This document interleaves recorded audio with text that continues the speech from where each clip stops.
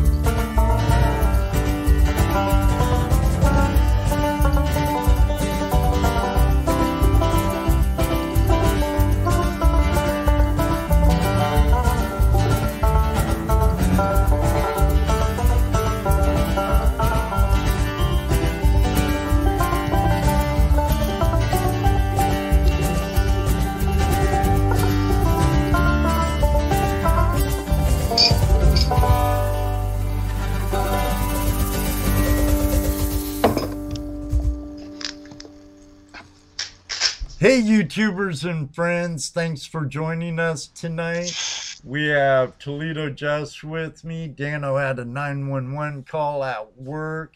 He'll be coming as soon as he can. And we have our special guest tonight, all the way from the land down under. Not sure if he's had his Vegemite yet or not, but we have Chris from Vo-Gus Prospecting here with us tonight. And we'll be right back.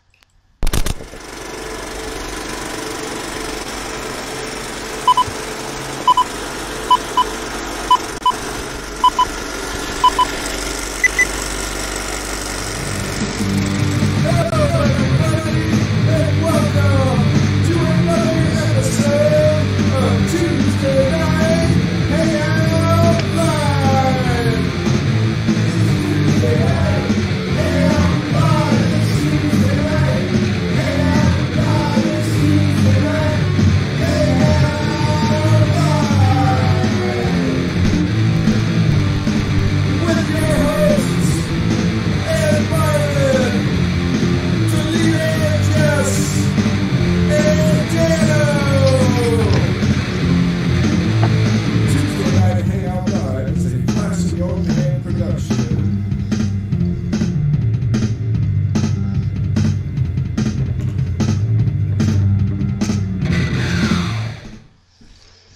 All right, everybody, we're back. We have Chris Vo-Gus with us tonight. Dano the Mano should be coming any second now. Dano, hurry up. I know you're in chat, dude. And my good friend and prospecting buddy, Toledo Jess. How are you doing tonight, buddy? Oh, doing good. This is a very live show tonight. Yeah, everything's like down to the wire.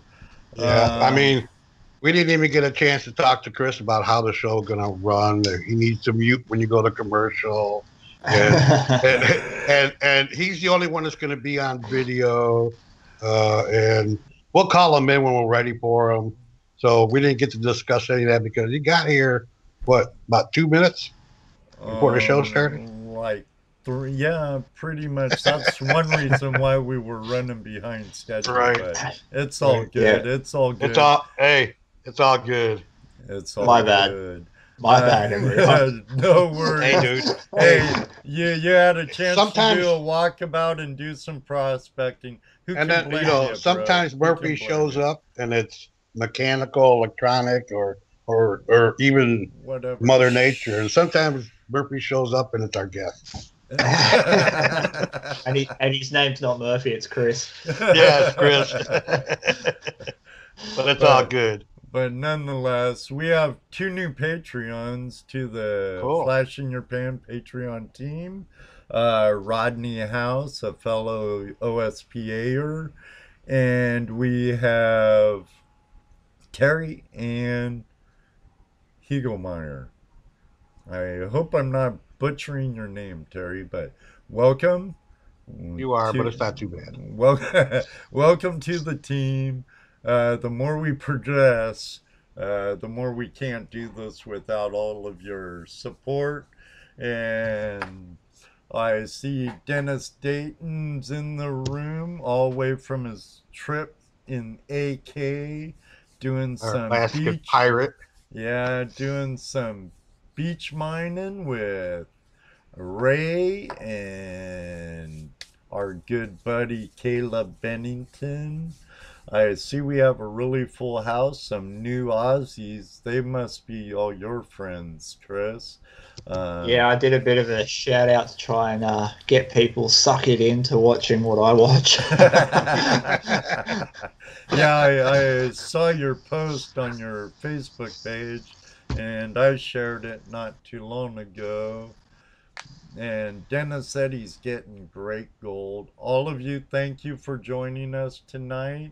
We really appreciate you taking your time to join us here tonight while we talk about our lifestyle. I'll say it, our lifestyle. So okay. I know some people refer to it as recreation or hobby. I like to lump it under lifestyle. We have an author with us tonight, a very good videographer, storyteller behind the camera, metal detectorist, good teacher when it comes to the art of prospecting. I enjoy his videos and his boxer too. Is Grizzly behind you anywhere? Grizzly is currently curled up in bed with Zoe. We got off the creek at like -1 temperatures this morning. He got straight home, pushed the doonas back, and got under. Okay, I'm gonna get up here. Let people just look at him instead of me. Oh, my beautiful face! Look at that. Roll story. Well, while we're doing that, I'm going to try and pull in Dano. Dano, can you get pulled in? There he is. Got to summon him from the ether. So I know there's a lot of new people in the room tonight, and a lot of them are talking about the fact that they watch you all the time. That's cool. Some Aussies. And our friends are here too. Our regular patrons and guests and chat members and everybody's here tonight. Come to see you, listen to you. We didn't even get a chance to talk to you about how we do the show. But this is a great opportunity to be an educational part of how you do the behind the scenes of Flash in Japan. So do it. Behind the scenes, what we would tell you is we're going to ask you a series of questions. We're going to have I love it. Yeah, and you've probably been asked these questions many times before. Yeah. We're going to give our chat room an opportunity to call in. We'll have a phone line that they can call in And it's via Skype, right, Ed, or no? Well, yeah. Okay. It's a Skype number, so Right. it's all via Skype. Okay. And then we're going to ask you some silly questions too, and learn a little bit more about you. Do it. Hit me, man. Go for it. All right. I'm waiting. All right. I'm ready. Like fun. Okay. First question we usually ask: how'd you get started? Yeah. My back history is somewhat well documented on my channel, but a lot of people who have just started watching me probably have no idea about the origins of Vo-Gus prospecting and why I started doing it. I have post-traumatic stress disorder, and these are from pretty big bushfires in Australia, the biggest bushfires that happened in Australia ever. And I used to love the bush prior to that. I was out hunting a lot, and I did a lot of camping, a lot of four-wheel driving, and I spent all of my time in the bush.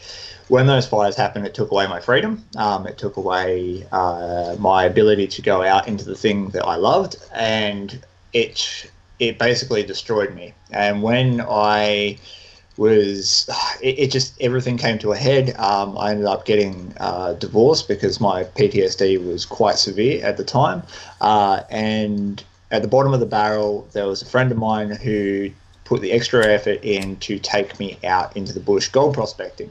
And when he took me out, he just showed me what to do, and he wasn't judgmental, and he understood that I had limitations about going out there, and he very, very gradually got me back into the bush. And gold prospecting became more than something that you would do as a weekend hobbyist. It became therapy. It became a way for me to get back out there. It became a way for me to both share my struggles and help inspire other people to do it. And this has just exploded from that point. So that's where I started. Right. Yeah. Yeah, and sounds a bit like you, about Jesse. Yeah, I was just going to say, I understand the therapy part about it because being a Vietnam veteran, I've got my hang-ups and problems myself, but I found that, and when I retired, I worked, that keeps your mind going off your I don't want to call them problems because they're not problems, feelings, the stuff you're going through. One of the things I try to explain to people is that I've worked in closely now with a lot of retired servicemen. It's a very common issue for them, especially coming out of the theaters over in Afghanistan and Iraq and all those places. And people like yourself who have had trauma from many years ago, especially back in the day when there wasn't treatment programs, there wasn't awareness, there wasn't understanding around it. And working in with all these people, the feeling I get is that it is a disease of the mind that affects the body.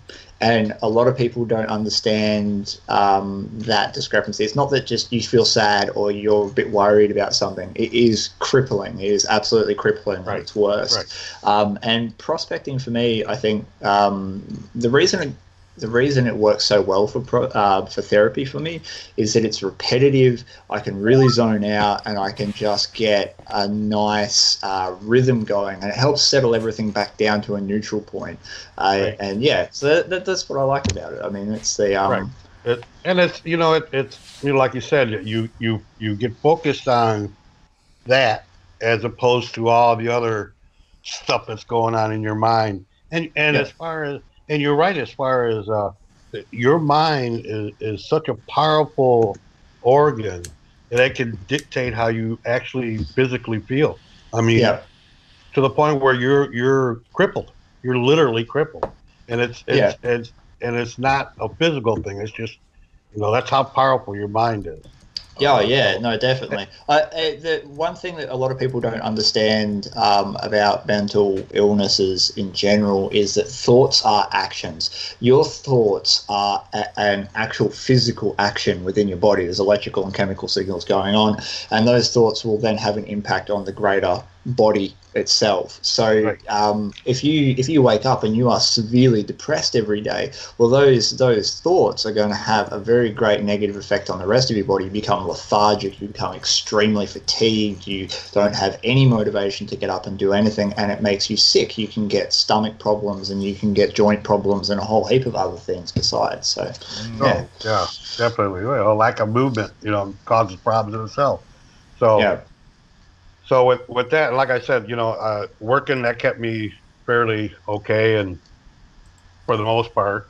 Then when I retired, I got into coaching football, which was fun and it was great, but it was just too much responsibility, too much, too much unnecessary pressure that I didn't really need. Yep. I gave up my business for the same exact reason. I was running an archery coaching business, and I was teaching national and state champions. I was shooting with Olympians. It was a fantastic experience, but it got too much. I couldn't do it anymore. It was physically impossible. Right.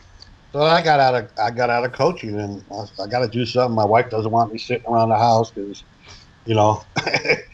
it's not good for you, first of all. So I started watching the gold fever shows and found out there was gold here in Ohio. I think I'll try this out. And I'll tell you what, just going out and first of all meeting. I don't want to group prospectors in their own separate category, but you almost have to, because it's a different type of person. It's a different breed of person that goes out and does this. Yeah. So I started meeting some of the people from the GPAA club in Ohio, and they were all friendly, and they were showing me, and what do you think they did? They put me in charge of something. Yeah. I've had that issue my whole life. Had the same issue. They put me in charge of, and here, I'd never done this before, right? They put me in charge of the common digs. Yeah. But I did. I learned a lot. Those people were great. They put me in charge of it, but I didn't do any of it by myself. Trust me. They were all there. They were showing me what I needed to look for, what to do, and how to do it. And it was fun. I did that for 3 years. Had a good time. And it's just great therapy. That's all I can say. It really is. And that was the same thing. Derek, the guy that took me out originally, he's been prospecting his whole life. He moved from the Netherlands over here to just do that, and he's worked the same. He's worked the same creek, like pretty much his whole entire. He's gone to a couple of others in the area, but mostly just one creek. And he, just the kindness and generosity that was shown to me by him and his friends that all live up the creek. They live in tents and stuff and just purely prospect for a living. They took me out and they showed me spots. And they showed me how to work a high banker, and they showed me how to crack a crevice and all that stuff. They showed me more kindness and generosity in a few short months than I have been shown in many, many years. And there's a great fraternity within the prospecting community. I mean, like every sport, you get the few numbskulls that go out there and do the wrong thing. But for the most part, I've found them to be very welcoming, very open to assisting. Oh, yeah, absolutely. Yeah. There's not a person I've met on the creek that hasn't been like, oh, yeah, just jump in my hole, come have a dig with me. It's like, they go out of the way to find a spot and they just invite you straight in. And that's really cool. Oh, yeah. That's what I found too. So that's been a real help to me, except, it's not a cheap therapy. But it's a cash positive hobby. So if I gave $100 to a therapist, I wouldn't make any of that back. But if I put $100 into a high banker, I'll make some of that back first run. I like that video where you use the dollars and stuff about making the potential of making money prospecting. This is a $50 crack, or The whole concept behind that video was because so many people ask me about if it's possible to make a living from it and whatnot. And look, short of being a big scale miner, you're not going to go out and make the same money you were from a job. No. But at the end of the day, you go out for a weekend and you come home with $50 or $60. Well, that just paid for most of your petrol, or it paid for your food, or it paid for a kitty for a holiday at the end of the year. It's one of these very rare and very few hobbies that you actually make money. That's true. You do get a return. Yeah, exactly. You know, but I imagine it's probably no more than what you would get doing the stock market. A little return for the money you put in, you know. It's not as fun. yeah. But the stock market, you don't get to go out and play in the creek and dig dirt and find old relics and artifacts and stuff. You can't do that. You know, so. That's exactly it. All right. Well, there you go. First question. I think that's pretty answered. What's the next one? All right. That was a good one. How long has it been now? How long has it been in years? On my own, about 2 years, and with other people, around 3. Oh, so you're fairly new, just like I am. You've gleaned a lot in that short bit of time. I have been very lucky to meet the right people, and I guess because of my personality, I seem to hook in with the right people at the right time, and they've shown me a lot of stuff. You know, I've met professional prospectors who do it for a living, who go to WA or Western Australia and they look for nuggets, or they own hard rock mines in my area, and people like Derek, who have got 50 years worth of experience taking you out and showing you all the little tricks that would take you years to learn on your own. So it's been a very short time, but I've had a hell of an education.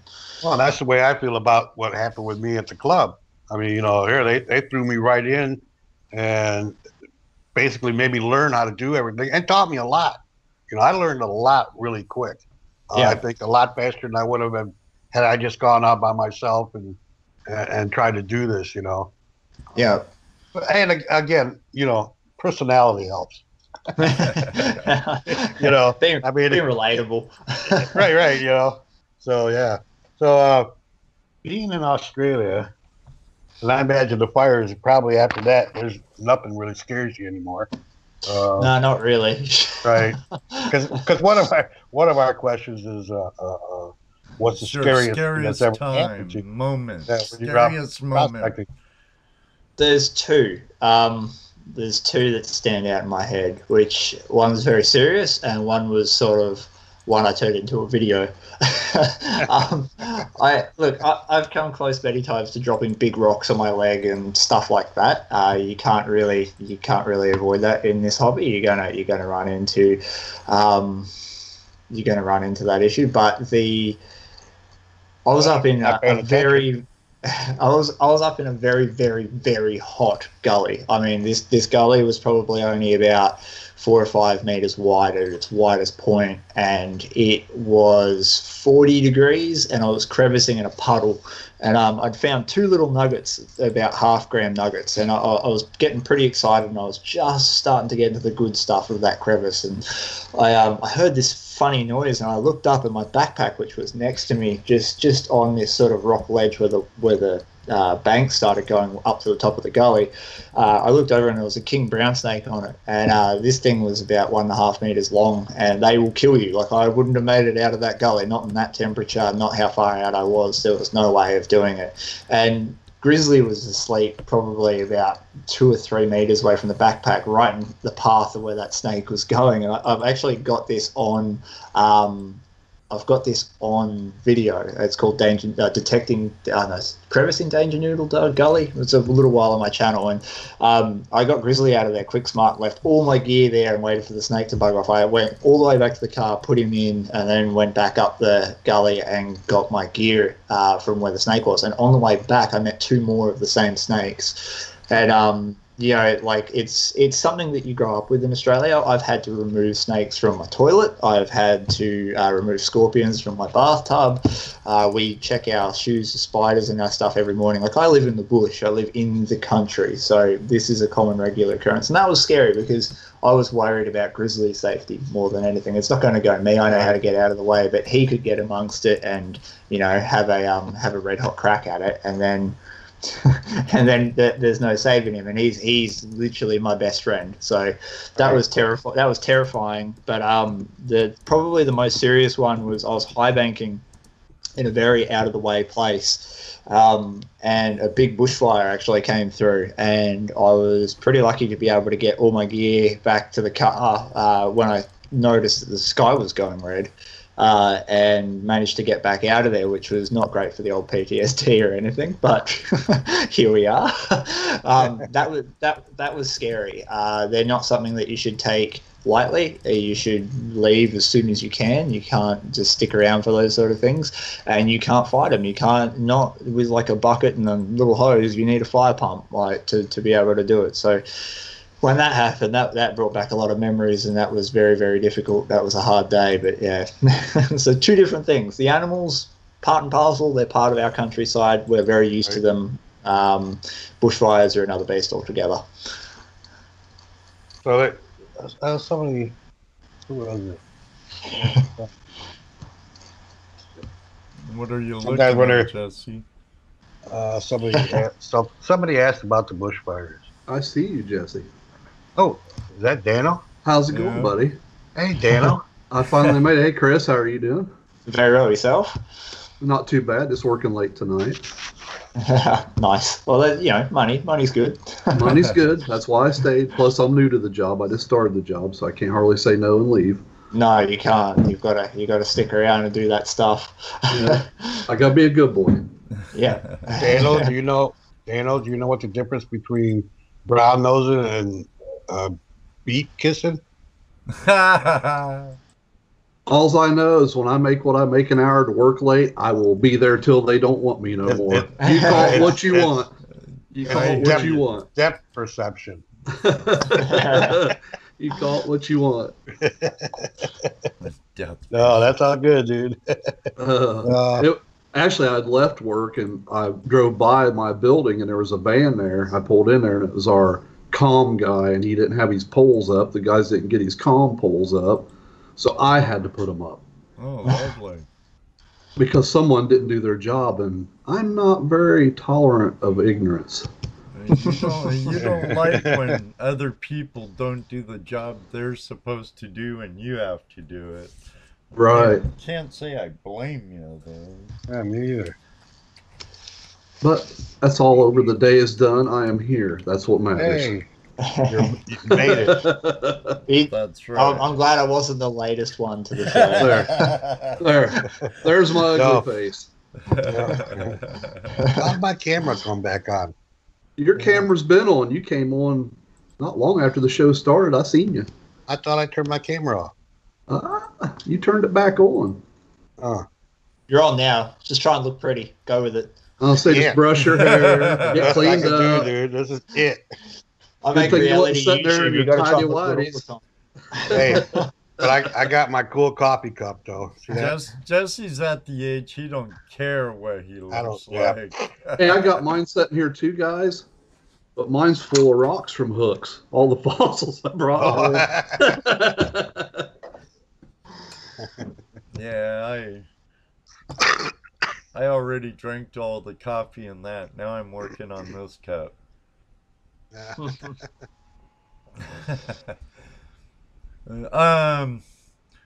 Let me take a quick commercial break. All right. And then let's open up the phone lines. I bet you we'll get someone to call in. We'll get a hypothetical, Shirley. Oh, Shirley. Shirley here? Just before we go to a break, I refuse to pan poo. I'm not doing it. So I find enough gold. I don't need to find any more. Stand up for yourself, Chris. Good man. That way. All right. We'll be right back after this word from one of our sponsors. Adventure, mystery, discovery. Gold panning is more than a search for beautiful rocks. Panning is a journey that can take you to amazing new places all around the world. It is an experience for all ages, bringing families closer together and fulfilling a spark of excitement when life has grown too dull. The Gold Claw pan makes it easier to take part in the journey than ever before. This expertly designed pan is made for any skill level and any age. All you need is an explorer's heart and the passion for discovery. Begin your family's gold story now. Order your Gold Claw pan today and see where the adventure takes you. All right. Well, for those who are just coming into the show, we have Chris. I don't want to butcher your last name, Chris. But it's pronounced Vo-Gus. It's Lithuanian, so yeah. If you got it, yeah, Vo-Gus. If you got it right, I'd be impressed. You'd be like one of 2 people ever in 30 years to get it. So all of you out there in YouTube land in our lifestyle know him as Chris from Vo-Gus Prospecting. I have to admire your work. How long have you been into videography? A lot longer than I've been into prospecting. I've had a video camera in my hand since I was probably 7, 8 years old. I used to borrow my dad's old JVC tape camcorder and then muck around with that thing and try and make something. Oh shit. Call back, hello? John. Call back, John. Okay. All right. Okay, sorry.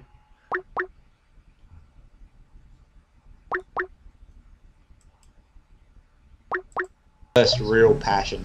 Sorry about that, Chris. I got cut off when people were calling in. I pushed the wrong button. No, I kept hearing. I heard him. Say, we heard him just fine. You heard him. Disappear. Well, what happens on my end is what happens broadcasting. You guys were in the same group. John Shaw called, David Buckle called, and I pushed the wrong button with John, and I'm like, oh shit, beep, oh shoot, call back, John, call back, and I rushed back. So if you wouldn't mind rewinding a little bit. About the video stuff? Yeah. Well, I was making a lot longer than what I have in prospecting. I've been making videos since I was about 8 years old with my dad's old camcorder, with no editing programs, nothing that I could do anything. I just have to film everything in sequence and hope for the best. And yeah, now it's sort of just progressed. I've got over 200 videos of archery on another channel. I've got my vlog channel, which has something like 15 videos on it. I've got the prospecting one, which has got over 200 on it. And I've got a lot of videos that don't ever get published, just that I make for fun myself, plus animations as well. So lots and lots. Animation, huh? Yeah, a lot of stop motion, a lot of flash, and I had a big long break from about 4 or 5 years worth of not doing.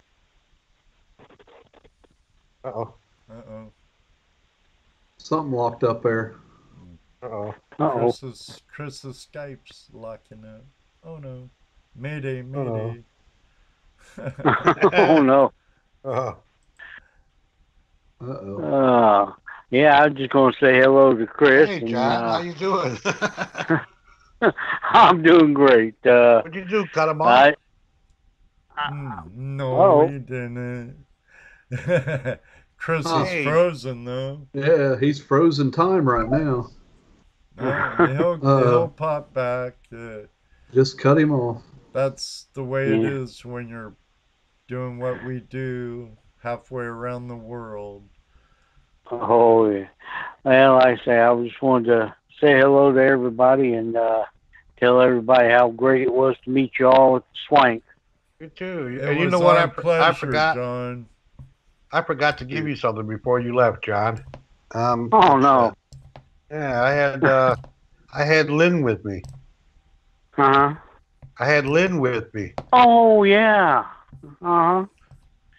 So I guess yeah. I was hoping to give it to you while you were there. So I guess I have to send it to you. All right. Message me your address and I'll send it to you. All right, I will. All right. Yeah, like I say, I had a great time up there and meeting everybody, and that was probably the best weekend I've had in the last 3 years, and I thoroughly enjoyed it. I wished it would last about 2 months long. Yeah, same here, buddy. Wouldn't that be nice, John? I'm working on getting Chris back in. So did you stop anywhere to prospect or anything, or you just drive straight back home? Well, I pretty much drove straight back home because just after I left, I got a message about my puppy that they couldn't find her and whatever. I heard. So I headed straight home, and I seen a couple spots there in Arkansas I sure wanted to stop at. I bet. Yeah, I was sorry to hear about your dog, Yeah. Well, like I say, she was 10 years old, and I thought the trip would be a little long for her, a little rough, so I made arrangements for her to be taken care of at home. It happens. Yeah. Unfortunately, they don't live as long as we do. Mm-hmm. And but I'm glad you had a good time while you were here. And, see, we got a pretty place, don't we? Oh, sure do. I thoroughly enjoyed it. I wished I'd had time to pull over and take a picture of that one river I'd seen in Arkansas that I wanted to run down to. I crossing the bridge, looked out and seen nothing but like gravel bars, bedrock gravel bars, all up around the bend of this one river. I said, nice. And they had a little marina spot there, and I was going to pull off into that marina, and I said, I got to get home, rats. Oh, no. Oh, yeah. I It was calling my name. Yeah. All Glad you called in tonight. Mm-hmm. right. And And you got Chris gets behind back a out here. dredge. Oh, yeah. You spent the whole day dredging, didn't you? oh yeah, I spent all morning dredging before the metal detecting hunts. That was really something. I liked it. Of course, a 4-inch is kind of a baptismal by fire, but That's what I learned. That was the first thing. Just gotta throw you in. Right. That's yeah. Ed put me on his 4-inch. Mm-hmm. There you go, Jesse. Have fun. Yep. I'll go practice the snare over here. Yep. Oh yeah, like I say, I had a blast. And like I say, congratulations on your mine lab, Ed. Oh, thanks. Yeah, I found my first ring with the mine lab.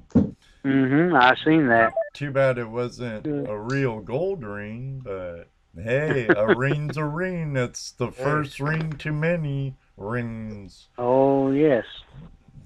You gotta start somewhere, and that's a good place. Yeah, and then your backyard. yeah. Then Colton and I took the Garrett. Colton used the Go Find, and we went over to the park and dug some trash. And then we came home to look for better targets. We have a lot of coins in the circumference that we had a swimming pool in our backyard. Now there's a patio where the swimming pool was. And the kids, when they were littler, they used to throw the coins after they dove down for them. They'd throw them out, and a lot of them didn't get picked up, evidently. And found my first silver period in the backyard. So. Oh, cool! Plus, it's a good place to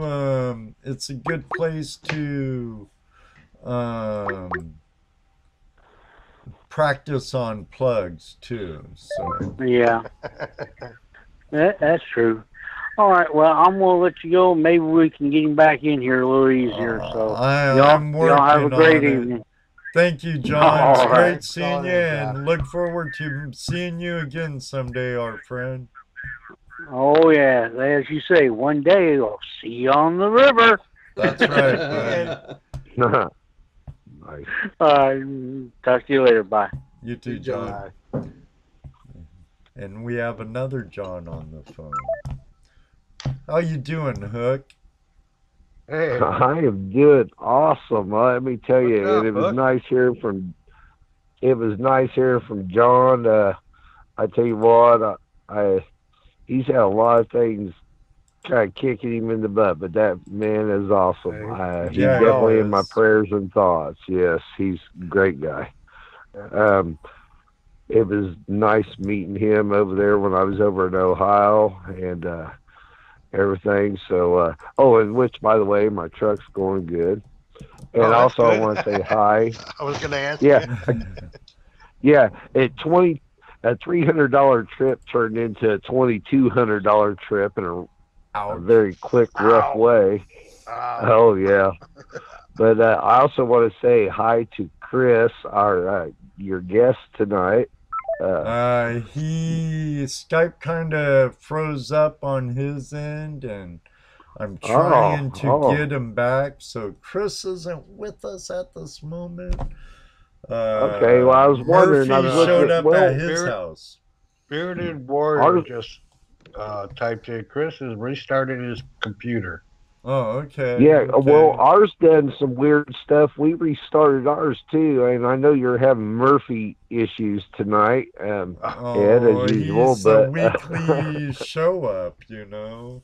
He's Hey, a jackass. He's one of the crew. He's one of the crew members. oh yeah, but you know what? Tell him he ain't sponsored. He needs to stay out. You know. So. We need to put him to work digging. All right, Chris Oh, is yeah, back make him do online the on digging. Skype, so Well, anyway, Hold this on. weekend I had. Keep going. I'm sorry. Okay. Give No, me- you're fine. But I had Dire Prospecting over at the house. I don't know if anyone's seen the videos and Right. stuff up yet. Yeah, but I've seen some of his videos. yeah, a great time, and the water was down this time, so he was actually able to hit the good gold. I'm sorry when you guys was down. so you couldn't let hit the water good down while line. he's there, but not when we're there. Well, See- now. see Yeah, how I'm he sorry, is Jesse. now? I went down and pulled the plug. You know, I had you guys there, so I figured I'd put the plug in. And when he was there, I pulled it. But Really, his kids were there. I'm excited to go back there. Yeah, Yeah, me oh, yeah. too. I'm ready to go I back. can't wait to get back to Little Bit Did of you guys see the Paradise. pictures of the gold he found? He No. done pretty good, and that one run was only 15 minutes. I mean, he done I a don't couple wanna hear just 15, 20-minute runs. And He put us in the He was drive. only we were three- about flooded. We don't want to hear how good he was. Everywhere was flooded. Water was chocolate. Looked like Willy Wonka's river. yes, it did, didn't it? Could have dunked donuts in that. Put us in the But, drive. so is Chris back with us in the Yes, he conversation or is. what? He's back. I am back. Hey, how you doing, Chris? Good. Nothing I do happens without some small disaster. Hey, know nice Murphy talking well to here. you. This is Chris. This is one of our friends, Jonathan Perrette. We call him How you doing, Hook. man? We call him Hook. Yep, call me Hook, the Well- Hookmeister. Well, see, if it was Australian, I'd be calling you Hooky. So, well, you got to no, anything finishes in AY or Y. Hooky, Azza, Bazza, something like that. His wife is Hookette. yeah, together, she's they're the hookers. hookette. Yeah, that's what they call us, the happy hookers. And my wife was actually in bed, just came out and said, I love his accent and the way he said that. So, you're welcome to call us the happy hookers also, I guess. So there you go. The happy hooking couple. There's probably a Pornhub channel in that. There might be. I'd hate to Google it because it'd probably come up really bad. I'm really sure it would. At least one or two. A little backstory on Hook, Chris. He has a pay-to-dig in southern Indiana with some cool stuff, good gold for this part of the country, and some really neat fossils and a lot of history to the area. But we were down at his place a couple weeks ago, and well, it'd be 3 weeks now. And when we were there, the rivers were high. They were dirty chocolate brown, and we did get a little gold. Had a great time. Want to get back, but he's a regular on our show, and there's just a little backstory on the man for you. All right, I like it. It's good. I base everything off his voice, though. I reckon it's the best way to judge what people are about, just by how they sound and how they act. And he's already got a cool last name, so I'm down. Cool. And I have one question for Chris. How much hypothetical questions do you come up with from Australia? So that was my question for you for tonight. I don't understand. You're going to have to explain that in, like, layman's terms. Oh, do we want to go into the hypothetical explanation tonight? Do we got that much time, Ed? Come on, do it. Hypothetical. No, I'm not pen and paper. Sorry. He's not going to do the Nugget Brain Challenge. Not one bit. Oh, okay. Well, then I'm going to leave him alone. I just wanted to know his outlook on the hypothetical part of life, because something about, and I love you guys down there in Australia. Man, I've heard some crazy questions. I just wanted to see what his outlook was. That's it. Well, David has good questions. Yeah, it isn't always about eating gold and pan and poo. Right, He has a lot of I know. Yeah, he's got some good questions. He has a lot of good genie hypothetical questions. Speaking of the Tasmanian devil, is he here? See, Tasmania to Australia is sort of like another country unto itself. So, yeah, it's two different breeds. There he is. Hey, David. Hey. Mr. There he is. Hey, David. Hey, Dave. So it's a question. Have a shave, Chris. You look like a Neanderthal. Nah. It keeps me warm, mate. Right? Keeps me warm. I hear you. You feel the cold when you don't have a beer. I'll tell you that right now. I was out in -1 degree temperatures this morning, and I was glad I had it. It was all covered in condensation. I was thinking that could have been my face if this wasn't here. Yeah. The funny thing is, the reason I shave mine is because I've got a dry suit, so I can go sniping in the river down here in the cold. But Vaseline on your mustache. Neck seal. Yeah, it's got a neck seal around here, and it rips at your hair on your beard. So yeah. I thought, to stay warm, I've got to shave, but bloody hell, generally it's pretty cold in that beard. Mine's now long enough that it gets caught in my zip. I can't do my jumpers up the whole way. So. Oh, my goodness. You guys they think we're crazy up here in the U.S. Oh, no. We don't have nothing on them. you know. Oh, I know. They're awesome, though. I like watching their videos. I like hearing from them. So I'm going to open up my end of the line. But that was really my main question, just to see if he had a good hypothetical question like Kazzy does. You know, See, so. The biggest problem I have is everything I do is somewhat based. Like, I find it really hard to make videos that are not true. Like, I couldn't just go out and make a video about some random fake thing that I just made up on the spot. It has to be sort of reality. So I don't have hypothetical questions. I'm too logical. I just no, not again. He just locked up on us again. Murphy's showing up. Oh, he locked Chris's up again? houses again, yeah. That's okay. We'll get through it. All right. Well, I will let you guys go for now, and thank you from Hookmeister Prospecting Outdoors, Jonathan Perrett. So you guys have a good evening, and it's a great show once again. So Ed, Jesse, Dano, everybody, great show. Thank you. Great guest, too. Thanks. Take it easy, brother. Now, if Murphy and his brothers would just quit Murphying around. How you doing, David? I'm well. What do I do? Do I hang up, or do I ring back, or do I stay on the line until Chris comes back? You could hang out, whatever. You know, we don't care. Let's hang out. We like you, buddy. You're part of the Flash in Your Pan clan. That's right. Chris is awesome. Yeah. I love Chris. I love him. He's a fantastic bloke.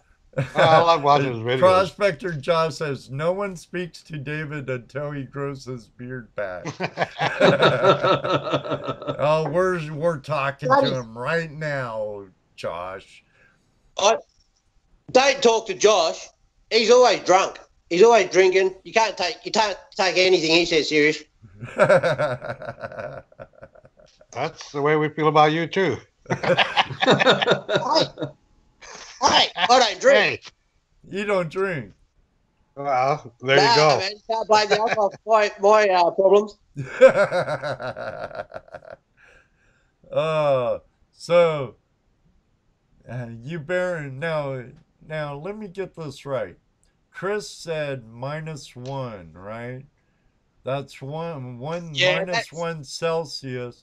So that's only about 30 degrees Fahrenheit, right?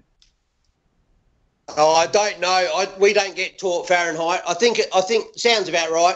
What it's water. I think 0 Celsius is freezing in Fahrenheit, which is 31. Boy, you guys need to come here if you want cold when we have -40 Fahrenheit. Nah. Yeah. What I want to know, do you go swimming when it's that cold? Do you go swimming in the water? Well, I'm no polar bear no more, but we do break ice to pan. Some more than others. Jesse said no. I don't. I hibernate in the winter.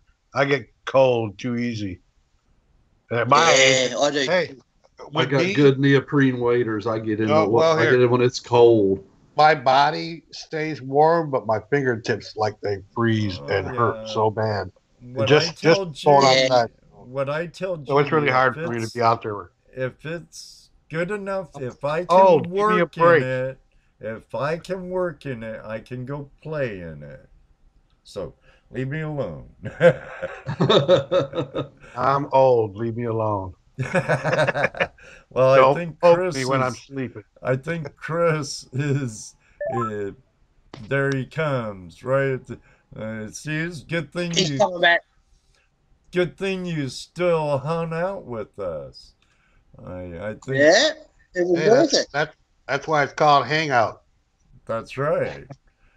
So you have a question for Chris? Where is he? I can't see him. He's there. I just came back. My computer crashed a second time. How's the internet service in Australia? Not as good as it is here. You're now on my mobile phone because I literally it crashed my computer crashed twice during this, which has been awesome, and now I've had to download Skype onto my phone, and we're here. Did that quick. Oh yeah. Yeah, no kidding. That was quick. Well, thank you, Chris. I appreciate your dedication. Chris, let me ask you, Bearded Warrior, is that a friend of you? Is he right next to you or what?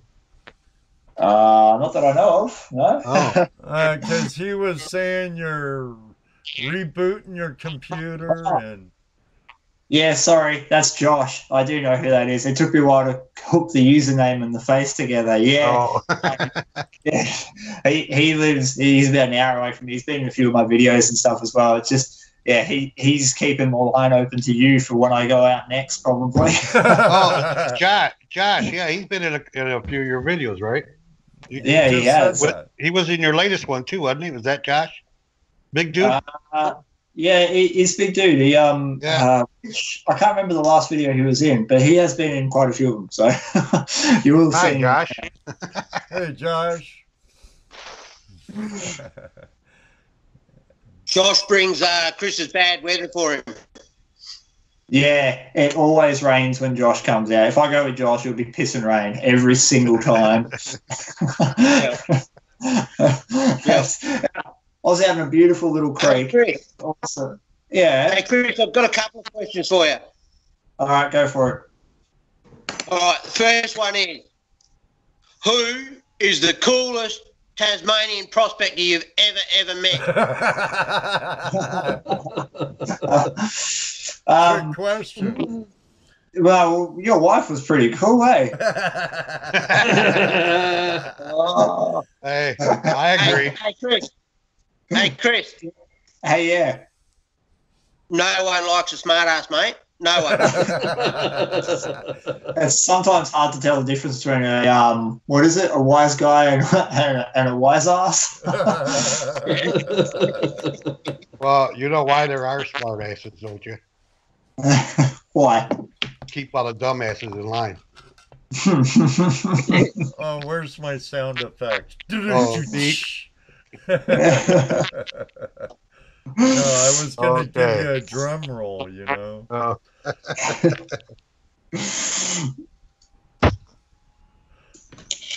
So you had a question, Dave? And another one? I do. I was waiting for the right time. That John that just rang up, Chris, he keeps on talking about hypothetical questions. I ring up the guests on this show each week and I ask them a question, but it's not real. It's just a hypothetical. It's like, what if you were in this situation? So that's what he was talking about. Yeah. My question to you is, if you were in a boat that was sinking and you had three things with you. You had Zoe, your missus, you had Grizz, your dog, and you had your gold claw, gold pan, and you could only save one of them. Which one would it be? All right. Put that one to you. The dog, the pan, the wife, the dog, the pan. The pan can sink. I don't give a shit about the pan. That's fine. I can get another one of them.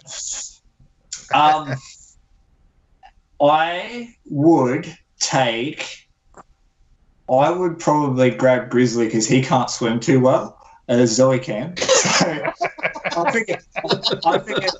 figure she'll be all right. She can float and get away and do whatever she needs to do. She has autonomy. Grizzly doesn't have that so much. He doesn't swim. He walks. He's about 5 foot tall on his back legs, so he just walks out to about 4.5 foot deep, and he just stands there. So he would need help. All right. Good answer. Let the missus sink. Take the dog. Yeah, that's it. Pretty much. All right, I'm gonna free up the phone lines, guys, and get back to watching the show. Hey, good to see you again, Chris. Yeah, you too, man. Have a good one. All right, crazy, David. Nice to have you back, David. Yeah, definitely, mate. Now, I know it's been an absolute nightmare with my computer shutting off and everything, so I wanted to say thank you for everyone sticking with me. It's been good. Like, That's like I said in the beginning, this is live. That's live. When I make videos, I could do a take 5 times to get it right, but this is something else. Yeah. This you got to go with the flow. Yeah, exactly. So phone lines are open if anybody wants to call in. That's right. Is there anyone left? Is there anyone in there? Yeah. Oh, yeah. You sure? I can't see on my phone because I can't have YouTube and Skype open at the same time. So I don't know. Surely you guys have got more questions. You've asked me 2 so far. You've got to. Come on. Bring it. How do you like Filmora? I love it. It's a really, really, really good app. Like, it's fantastic. I don't think you could get better value for money out there. I mean, you could buy something like Premiere Pro or Vegas or something like that, and you would get a few extra bits and pieces, but the cost is literally 800% more. So for Filmora, it's so good. Yeah, I just purchased Filmora since they stopped supporting the editing software I use. So yeah. We have a good friend of ours on the line with a question for you or a comment for you, Chris. Our good friend John Shaw. How you doing, John? Doing good. Like I say, I wanted to say hello to Chris and What's up, John? see how his Beyond Blue is going on. It's still, I know it's an ongoing thing. It always is. It's when I started this channel, it was because I wanted to answer questions I had that I personally could not find on YouTube. And then very slowly but surely, if I can get this phone cord out of the way, there we go. Really slowly but surely, it developed into, like I was saying earlier, my therapy. And then that made me realize and meet a lot of people who are in the same boat as me. And I thought I could do something good with it. Raising money for Beyond Blue was a secondary objective to raising understanding around mental illness.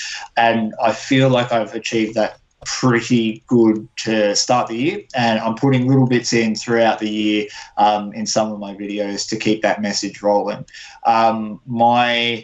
My goal with Beyond Blue, like I said, was to raise the understanding. I think we have more than enough awareness campaigns, and we don't have anywhere near enough understanding of how these illnesses affect people in their day-to-day lives, how they affect the economy, how they affect everything, family life, the whole kit and caboodle.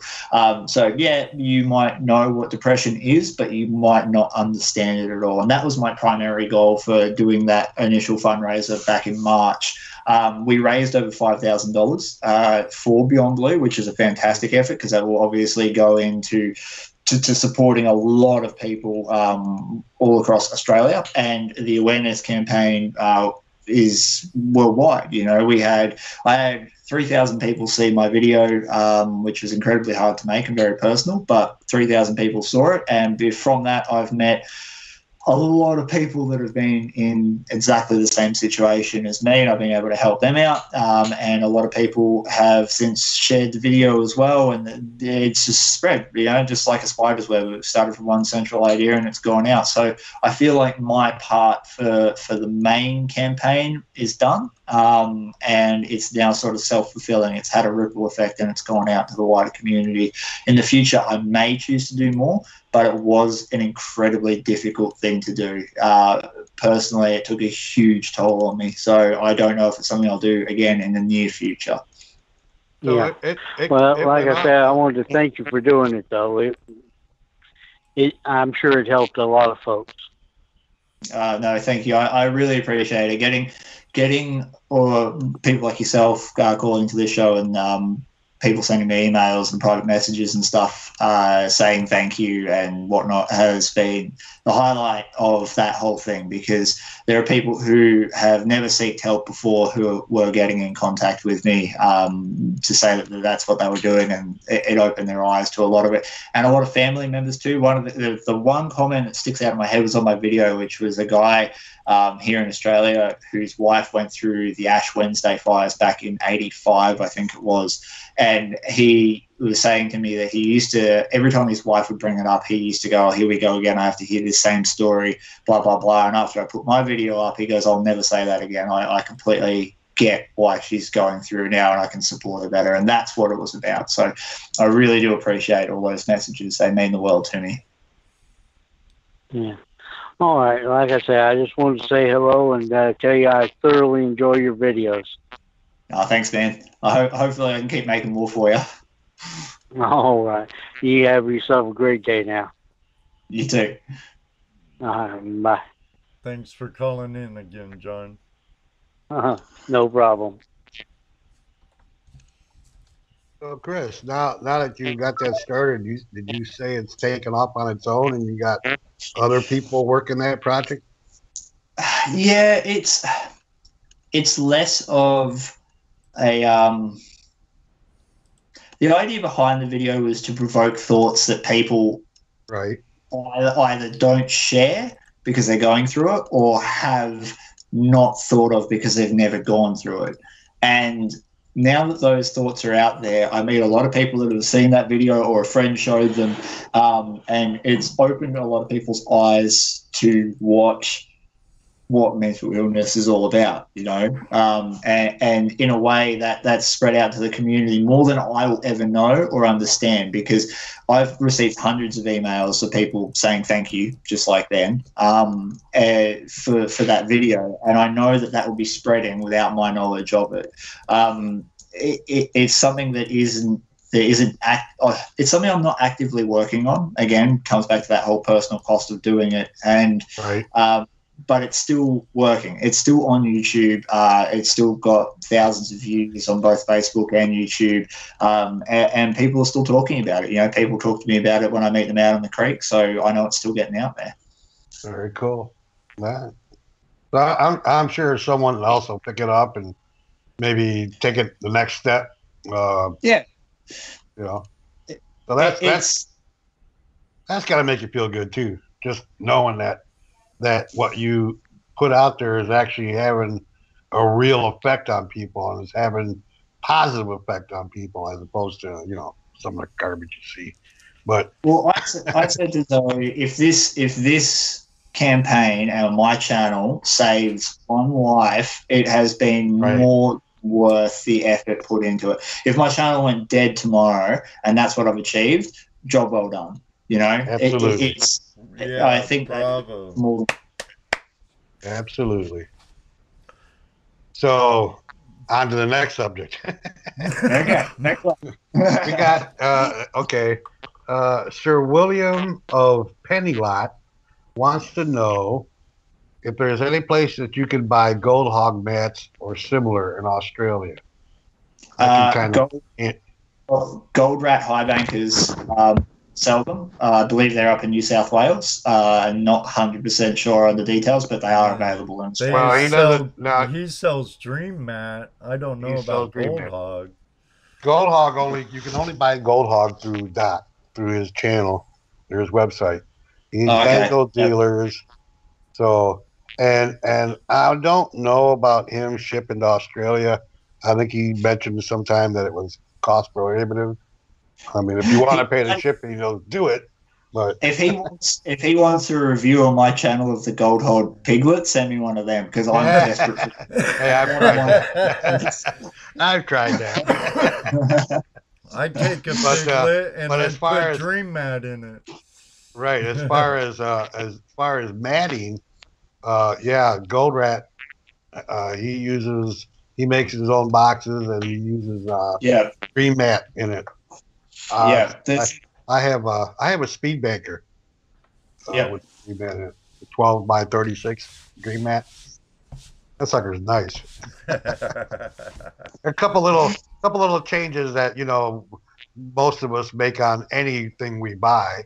That's standard, isn't it? Like, Yeah. I get a rocker box made for me that's the same as what it would be in the 1800s, and I'm there like putting different riffles in it and V-matting and all sorts of Right.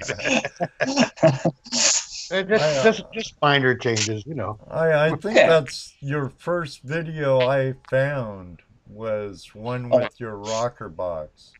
It's got over 10,000 views on it now, so it was pretty popular. I hope that answers Sir William of Pennylot. Thank you, Sir William. Oh, Pennylot. Pennylot. Yeah. Let's see. Any more questions here? What's your favorite piece of prospecting gear? My Yabby pump. Above and beyond. Like, I could use any pan. That wouldn't faze me what pan I use. I don't care what sluice I use. I don't care what rocker box I use. Shovels, all of it's irrelevant, because at the end of the day, if I put a Yabby pump into a completely cleared hole and dredge off the bottom, I'll pick up just as much gold from the rest of the hole on that bedrock. So it's the number one bit of equipment every prospector should have just to finish, because you can easily double your take of gold with one. Yeah. And that's, what is that? Is that suction dredge? Hand dredge? Yeah. It's a hand dredge. Yeah, okay. Yeah. We call them hand dredges. Yeah. You guys, I've heard in Canada and the States and a couple of other places, they're like sandworm pumps or crawdad pumps or whatever, but we call them Yabby pumps. And they're just a hand dredge, yeah. They're just a manual dredge that you can take the stuff off the bottom. And that's where it's at. I say it in my videos all the time, if you're Zorro with a shovel, you still won't pick up the stuff on the bottom. It doesn't matter how good you Right. And you can't dredge there, right? No, it's illegal. It's been illegal here since '91, I believe, to dredge. So even high bankers in some states are illegal. Victoria's pretty lucky; we can use almost anything except dredges. So, you make do, eh? Right. It's a lot like some of the states here. Vermont, you can't dredge, can barely do anything there. New York can barely do anything there, and if you find the gold, you got to report the gold, because the gold is New York's and not yours. Right. In like Pennsylvania, I hear permits are the red tape is so terrible it's not even worth it, and you have to have a coordinates for each spot, and you can't go without certain number of feet from the spot. Hey, we got a call from the mother lode. Oh. We got we got a character on the line. Yes. We have Mr. Rich Ass Dirt himself, Prospector Josh. How you doing, bud? Hey, guys. Hey, Josh. Can you hear me? Oh, yeah. We can hear you. Can you hear us? I've been talking to you forever. Like, seriously, dude. Guy knows who I am? Yeah. Oh, Check no. this out. I have a gold prospecting celebrity I've met, and Spruce Goose was my first. Then Matt Jack, Jeff Williams, Adam from California Gold Rush, Pioneer Polly not too long ago, and now you, my man, Chris. Well, we're not on that list. I was just gonna ask you about that. Did you notice we weren't on that list? Oh, well. Someday, Ed, we'll be famous like them. My brother lives down in Wagner, so I'll be in the motherlode country someday. Well, I'm here for you, baby. Any day. He's ready and waiting, guys. Get down there. Yeah. I'd go on a rad adventure. I have no problem repelling. Though Jesse might, I don't. You'd have to get me down in a wheelchair. Sorry. I call it controlled falling. Controlled falling. I like that. Hey, Ray. You have a question for our guest tonight, Josh? Let's see. No, because he usually answers all my questions on his videos. So he's a very knowledgeable prospector. And I just heard tonight he's only been doing it for a few years. So I'm like, what the fuck have I been doing for the last 10 years? That's the number one thing I get told. I went out with a mate of mine, Ron, and we're digging out of the same exact hole, and I kept getting more gold than him, and he goes, "You're cursed. You must have like sacrificed a chicken to the gold gods or something. Why do you keep getting more?" I said to him, "Here, I will fill your pan up, right?" So we put both our pans side by side, and I went shovel for shovel into each pan. So from exactly the same area I was taking the dirt out, put one into mine, one into his, one into mine, one into his. We panned it off. I still got more gold. I can't help it. I said to Zoe, I was leaving with a metal detector. This is about a year ago, and I said, I've always wanted to get a florin. I'm going to go try and find a florin. The very first target I dug was a florin. I don't know. I'm going to have to pay for this in the afterlife somehow, I reckon. Yeah, you're definitely gifted. You're loved by the gods, my friend. Oh, yeah, Ron calls me the gold magnet. It just happens. It doesn't. I can't help it. There was a question on Facebook put up by Adventure Gold, Andrew from Adventure Gold here in Australia, and he goes, "How would you identify where the gold is in a creek?" I said, "I sort of just look at a spot and go, it'll be there." Hey, Ed, isn't that what I do? Yeah, we do the same thing. It should be there. Yeah. Looks like picture it in flood right stage here. and go, yeah. I take my partition. I'm sorry. Go ahead, Vo-Gus. Chris, sorry. I was just saying, it's not. It should be there. I walk up and go, it will be there. It's going to be right there. Right there. I take my participants up to a spot on the river where it's nice and high and they can overlook the river. And I just tell them, if you were the heaviest motherfucker in this river, where would you go? And they pick apart. I say, well, dig right there. I guarantee you'll find gold. And it works every time. I really, really like that. I'm stealing that. That'll be one of my new videos. Actually, I was out this morning. The reason I was late to this show is because I was panning this morning. I was doing the scouting for my next video, which is going to be to do with ancient river channels and collected heavies. And that is the perfect analogy. So I'm just going to pretend I weigh like 200 kilos and go do it. I love it. Yeah.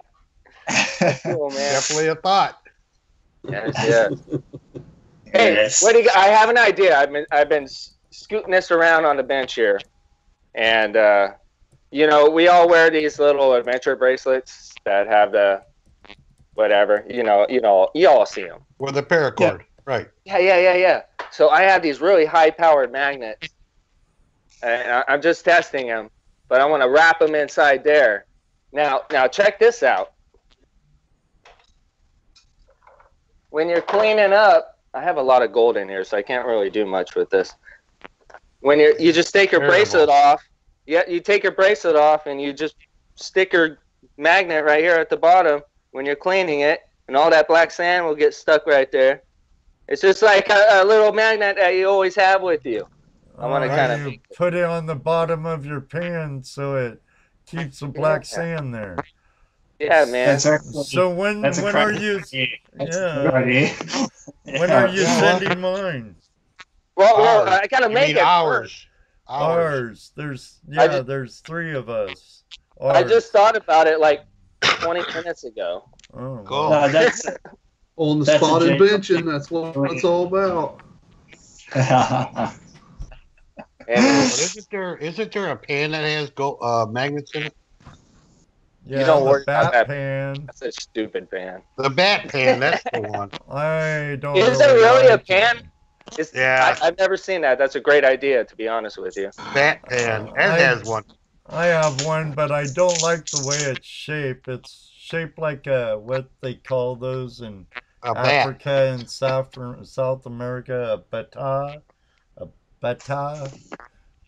It comes to a point, and I don't like the flat bottom because it all comes to a point. I've used it a couple of times. I'm not too impressed. Sorry, Bruce. But Bruce was the inventor. But Ed's name dropping. Ed knows everybody. It's crazy. Well, he's got everyone on his show. It's an ingenious plan, really. I love it. It's how you get all the knowledge really, really quick. Right. Yeah. All right, guys, I'm gonna let you get back to Chris, and just love saying hi to everyone. Hi, Chris, and love your videos. Keep it up. Thanks, man. Appreciate it. All right, take care, y'all. Thanks, Josh. All right, our friend Prospector Josh of Rich Ass Dirt Adventures. Check his channel out. He rocks. All right, photo lines are open, friends. Call in. Ray Rusach should call in. Our good friend from Behnke. He's always a hoot. You'd like Ray, Trish. He was the first people I started watching on YouTube as a prospector. One of the very first that didn't carry on about stuff for 6 hours before it got to the point, and I really liked that. Right. He was a big influence on how I construct my videos because of that. Yeah, he is quite to the point. So how are you liking live?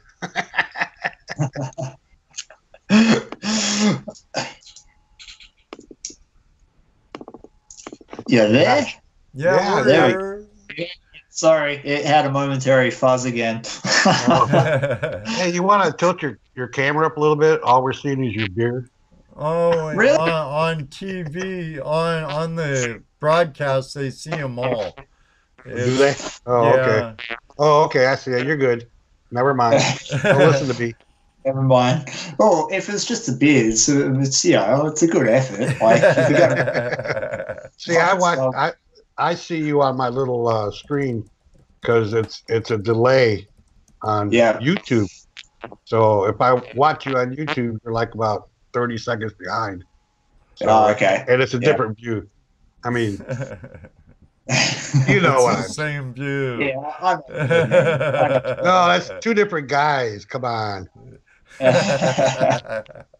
So yeah, this is what you get when you have live broadcast. People come in.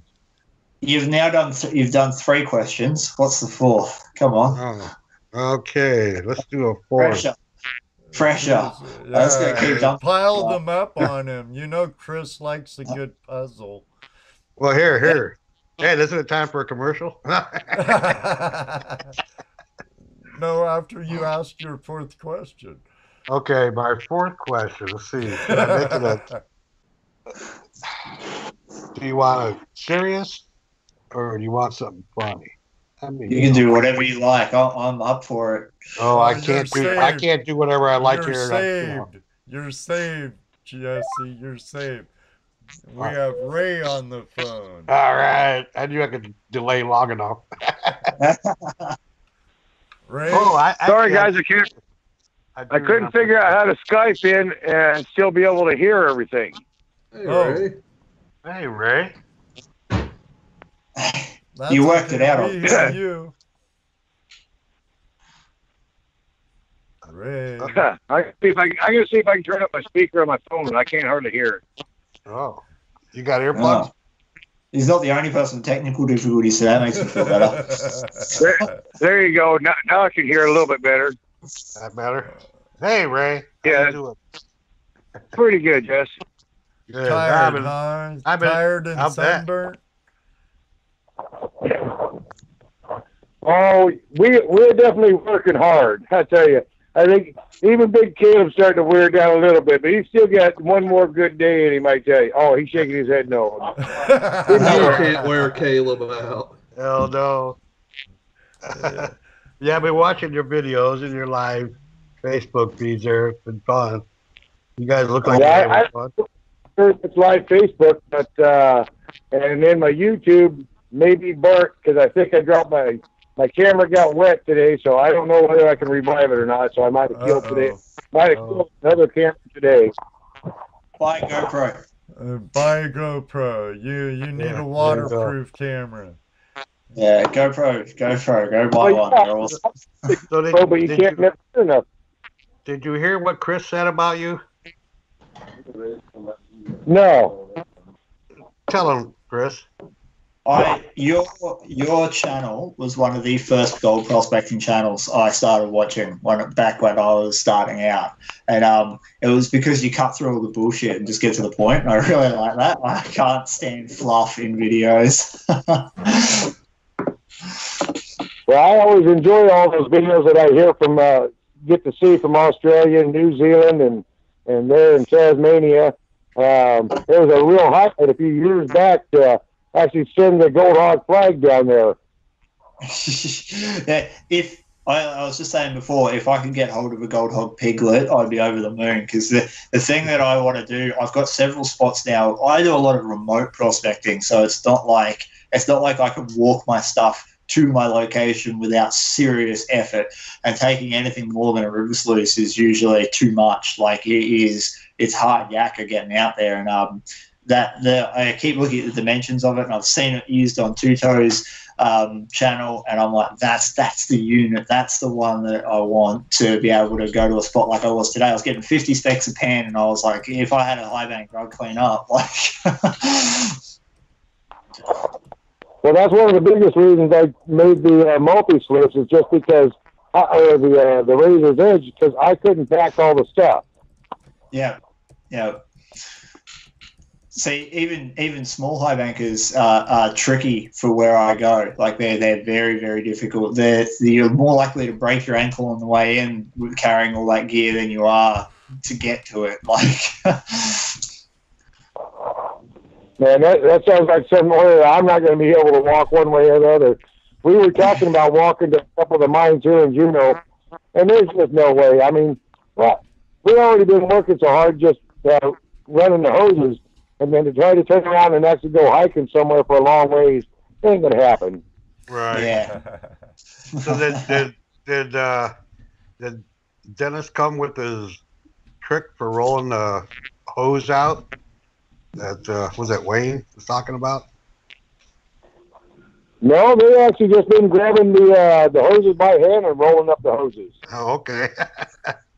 I thought maybe they got a hold of them and they were able to figure out how to. I little hose roll with the two bicycle tires, but they haven't been using it. They've just been rolling it by hand. These guys are animals, man. I tell you, like a video the other day, like a bunch of honey badgers. They're digging crazy. Well, I know Caleb is, that's for sure. Oh yeah. I guarantee you, he's been out there working his little butt off. He's been down there. He can't run the camera and dig at the same time, but he's been down the hole shoveling away, and I actually put him on the nozzle for a good long time, more than once. Cool. I know they're having fun. Everybody's around here this week, I tell you. Yeah, I know they're having fun, and watching all the videos and the pictures and stuff you guys been posting has been fun. I'm hoping I didn't piss off the neighbors too bad. We were actually playing with the 4-wheelers and 3-wheelers in my backyard for a good long time. Yeah, I saw Crybaby Tim riding one. So. Yeah, Baby Tim. Yeah, that little whiny bastard, he showed up today down there in the dredge hole, too. I saw that. So you got a question for our guest here tonight, Ray? Or you just want to shoot the crap with him? When it comes to wintertime down there in Australia, I see you got your coat on. Are you starting to get pretty chilly down there? For us, yes. Summertime temperatures here are 40 degrees Celsius every day. It might not drop below 35 overnight. When it comes to winter, currently we've been hitting -1, -2, and then during the day it heats up somewhere between 8 and 15 degrees, and for us that's pretty damn cold. Actually, snowed here. It's right around the 32 degrees Fahrenheit temperatures then.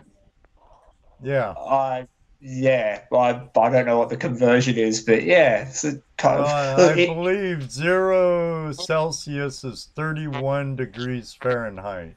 So they don't know what Alaskan cold is or Midwest cold is. I went to Europe last year, and I went to Lithuania and Latvia. And when I landed in Latvia, we were in -15. So I discovered what real cold was. But yeah, it snowed here. It actually snowed here a couple of days ago, so that was pretty cool.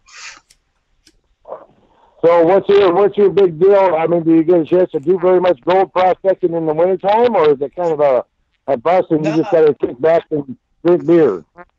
Summertime is all about sluicing the spots I find in winter. So summertime I go out with my river sluices and whatnot and work those spots real hard. Come winter, when the water comes up and it gets cold and miserable, I'll spend a lot of time panning and crevicing and doing a lot of metal detecting as well. So winter's about finding the spots, summer's about working them, and it's pretty much the rotation I go through. It's a plan. It's a plan. Well, don't want to too awfully much time and everything, but I've seen Vo-Gus on here tonight, and I really appreciate all the videos that I get to see from land down under, and I'm hoping someday I'll get down that way, but you never know what the cards are going to play. But Eric, thanks for another great show. Schwenko, you're doing a good job in the background there, and Dano, keep up the good work. Get the goal, buddy. Take care, Ray. Hey, you're welcome, and thank you very much, Ray. Good luck on your beach, hey? In summer. I got two more full days of prospecting and playing around, so we're going to have some more fun, and hopefully we'll be able to post some pictures of the gold we get today. Excellent. Awesome. And keep working everybody. really hard. Good night, buddy. I am. Right. Okay, now you ready for my fourth question? I'm ready. I'm ready, man. Hit me. Are you ready? Sure. Yeah. What the hell are you wearing on your Facebook page? Oh, my pajamas. Sleeping monkeys dreaming of bananas. You haven't seen my pink alien socks yet. So. Yet. Yeah. And clothes define the man, as you might know. So it's one of these things. You've got to dress the part. Definitely defined. I don't take myself too seriously. So no, not wearing sleeping monkeys with dreaming of bananas. Oh, it's the best. Come on, man. Like if you're a dude, look. I went to your Facebook page and I saw those. I said, first of all, they're onesies. You know, no, it's a two-piece. It's a two-piece. Oh, is it two-piece? Oh, I'm sorry. Excuse me. But then I'm looking at it and I'm going, what the hell is that on his pajamas? So I popped your picture up and zoomed in. Sleeping monkeys dreaming of bananas. Oh, my gosh. Yeah. I will, just for you, I will showcase my pink alien socks in my next video. You can, just for you, that's happening. I'm going to be a fat man in pink alien socks doing some prospecting. All right. Give me a shout out. Oh yeah. Start all open it with like flashy socks, hey? Like, hey. Yeah, see? All right, excellent place. Let's stop for a quick commercial break. All right. Everybody stick around with Chris from Vo-Gus Prospecting and us, and we'll be right back in just a flash.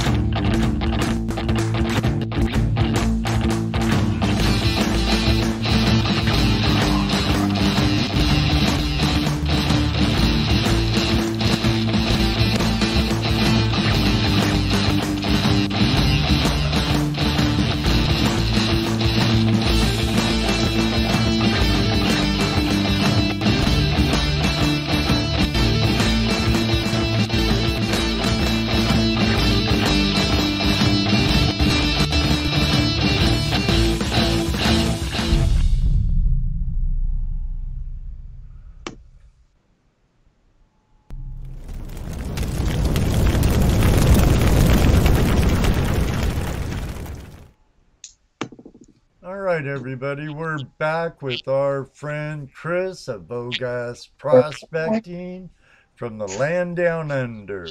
Now, It's like he's picking a lock. he's That's what it looks like. I was watching you.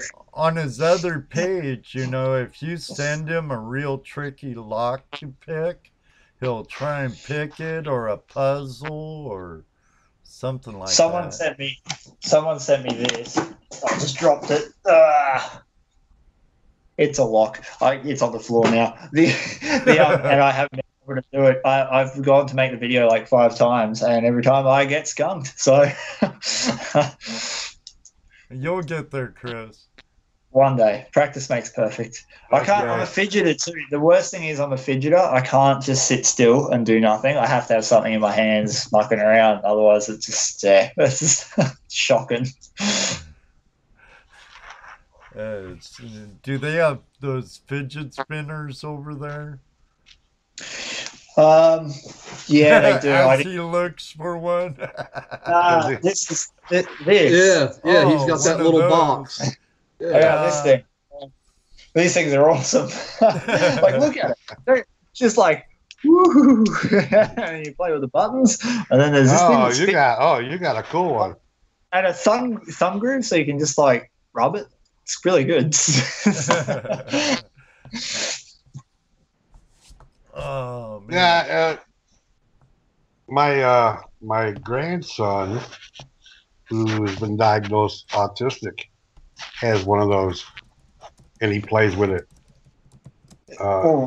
He didn't like the spinner. But he does like the little cube with the buttons and the little noisemakers on it. He'll sit there for hours. In fact, his mom just got him. He's like 3 years old, maybe 2 to 3 years old. His mom just got him an egg chair. Remember the old egg chairs from the 60s? She got a small one for him. It's not that old. I don't know what they are. Well, they're a chair shaped like an egg, and you sit it and feel all warm and fuzzy. But he does. He's, you know, autistic kids have a lot of. The way I look at autism is that they use different parts of their brains as opposed to what we use, right? Yeah. So again, it's one of those things where I hate to call it a defect or a real problem. I look at it that he's wired different and uses different parts of the brain. You know, I think he has that, and he spends hours playing with it, which is better than him running around and banging his head. You know, that's it. That's exactly it. For me, it keeps my mind occupied because it sounds really stupid, but like a big part of the symptoms of PTSD are like things like a racing mind, and when you get into those states, if you don't occupy it, you end up having negative thoughts and all sorts of crap like that. So something like this saves you the hassle of going through it, and it might look really ridiculous to other people, but for me and your grandson? It works brilliantly. It does exactly what it's meant to do. Right. Like panning. Exactly. You know, that's what panning does for me. It occupies my mind. Otherwise, I'm really scatterbrained. Not as bad as Ed, but take that, Ed. I got to keep my mind occupied. Right. I mean, it's a lot of us are that way, really, and a lot of us don't even know it. Yeah, it's exactly it. A lot of people would have no idea that something as simple as this could really help them out. Right. Oh yeah, it's one of those things that's still hard to talk about because of the taboo that's always been around that, forever. So I made a decision a long time ago that there are no rules. There are just merely suggestions, and with that mindset, it becomes a lot easier to talk about it and whatnot. If someone doesn't believe that mental illness is real, well, that's fine. That's up to them. They can choose to believe that. And if it makes some people uncomfortable, so be it. We need to have an uncomfortable conversation. That's what I'm going to do. I don't care. It doesn't affect me at all. If that's what I want to do, it doesn't hurt anyone else. It doesn't get in the way. If anything, it makes other people's lives potentially better. And that's far more important than avoiding an uncomfortable conversation. Right.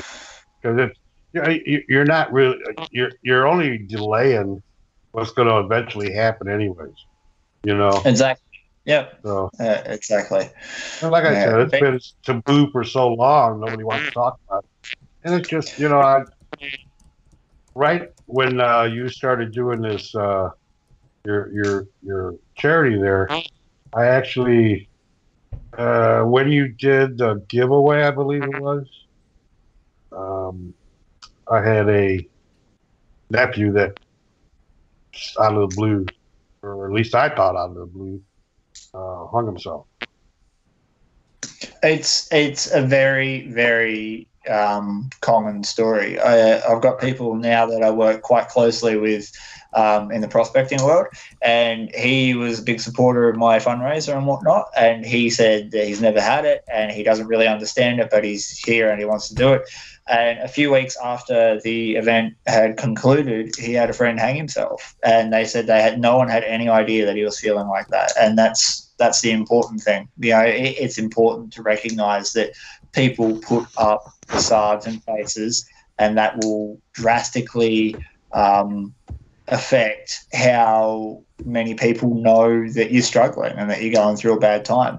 And one of the big things around suicide is trying to explain to people,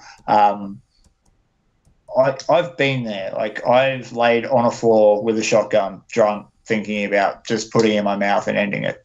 Like, it's a brutal reality. And the thing is that suicide isn't about killing yourself and ending your life. It's about feeling nothing instead of misery. And if we could do, a lot of people will start with self-medicating. So whether you're doing illicit drugs, where you're taking prescription drugs, drinking alcohol, some people exercise too much, some people overeat, some people undereat.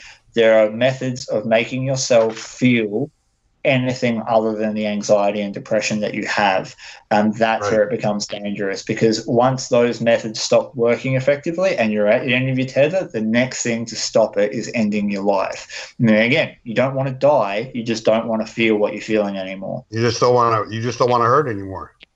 Yeah, that's it. If you wake up every day absolutely miserable, like beyond miserable, it becomes an option. And that's the thing. It's not a selfish act in my eyes at all. And getting people to drop their facade, getting people to drop their face that they put on is really important. That was part of my understanding campaign. Why I put a lot of my symptoms in that video was because if people can recognize it in their friend, then they might be able to stop them before they get to that point. Well, and that's the problem. You can't always recognize it because they're good at hiding it. I know this is getting to be it's getting to be a really heavy subject, and no, but it is. But you know what? This is the thing. This is the opportunity, because right now you might have one person out there feeling like this, or if you don't, you might have one person who knows someone that is.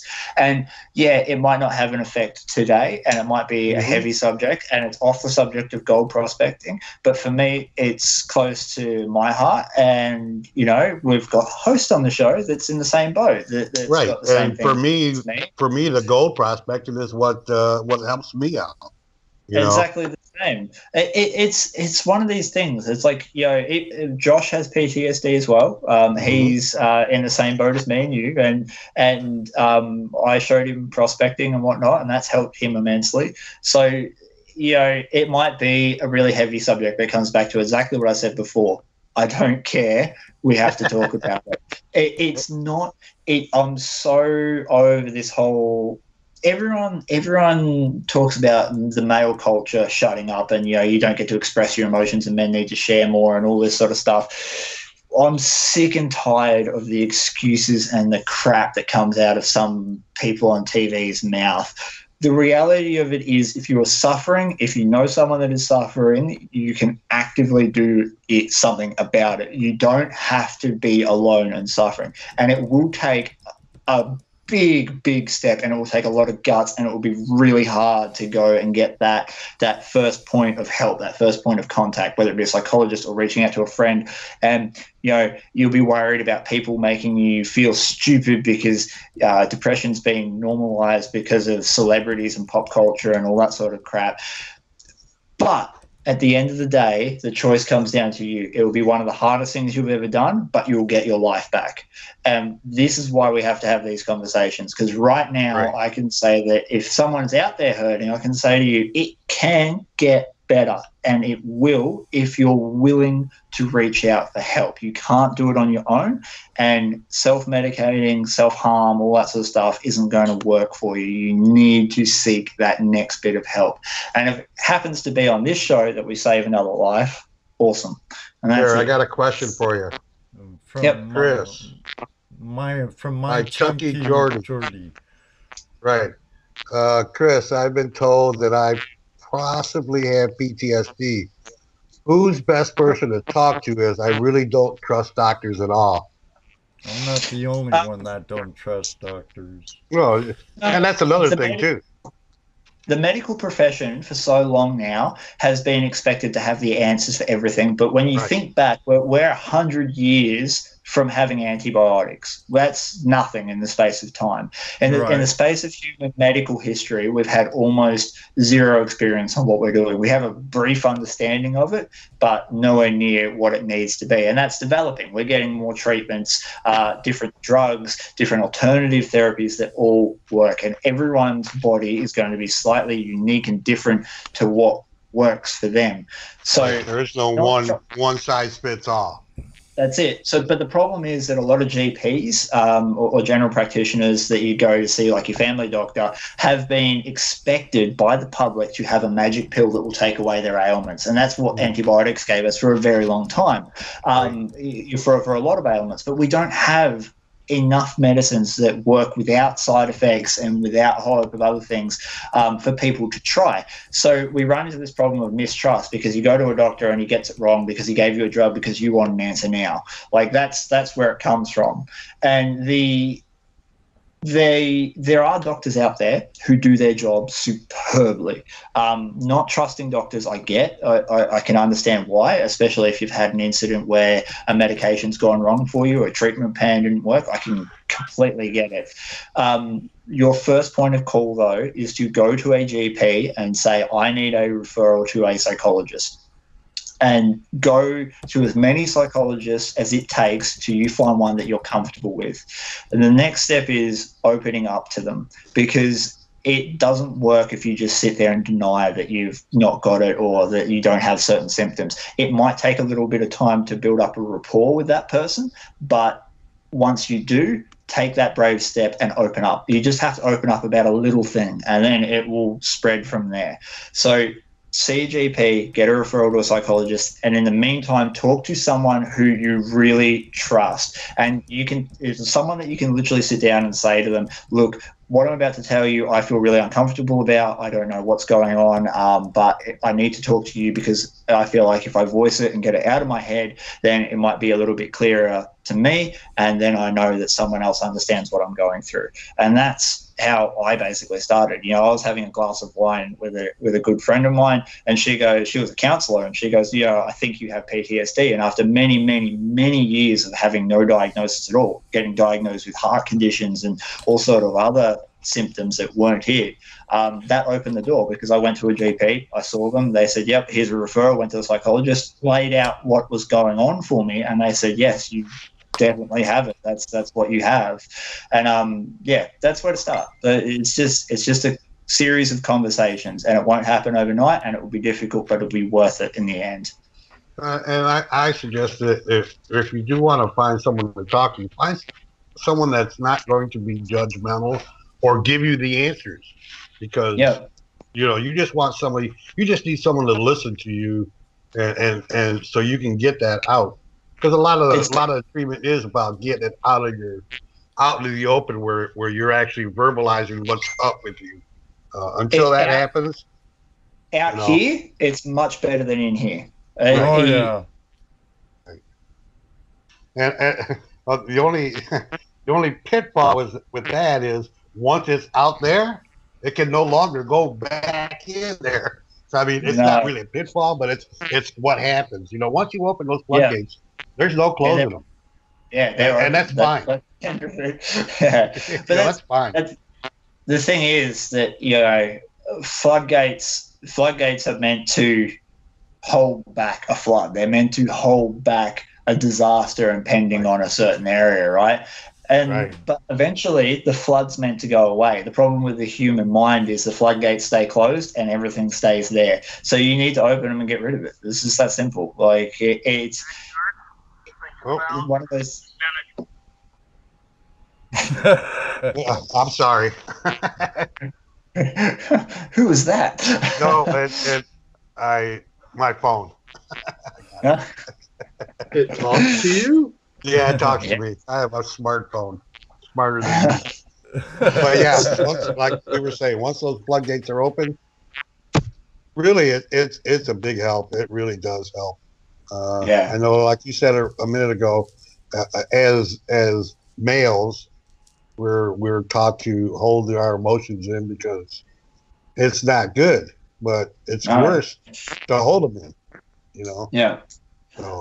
As being male into today's culture, Western culture, is incredibly difficult because we find ourselves bridging two worlds. We're straddling the old world that was developed in the 20s, 30s, 40s, 50s, 60s, and then it slowly started to change. But we're in the process of change at the moment, where there are campaigners for men to talk out, and that's incredibly important, but it's also, you've got to be aware that we're still in a world where the old ways are persisting. So educating those people where appropriate is going to be really important. Educating people, say, no, look, dude, it's all right to talk about this. I know some really bad stuff happened, and this is it. I want to share it because it's going to be better for me. So education for those people is important, but also education for new people, like people my age and younger, to say, no, it's completely fine. So they never grow up with that stigma. The next generation, that's going to be really important. But we can't lose sight of the old ways either. I mean, there's a lot of good in you take example of me. I've been around since TV first started. Older than dirt, right? Older than dirt. So there is a place for a man to be a man.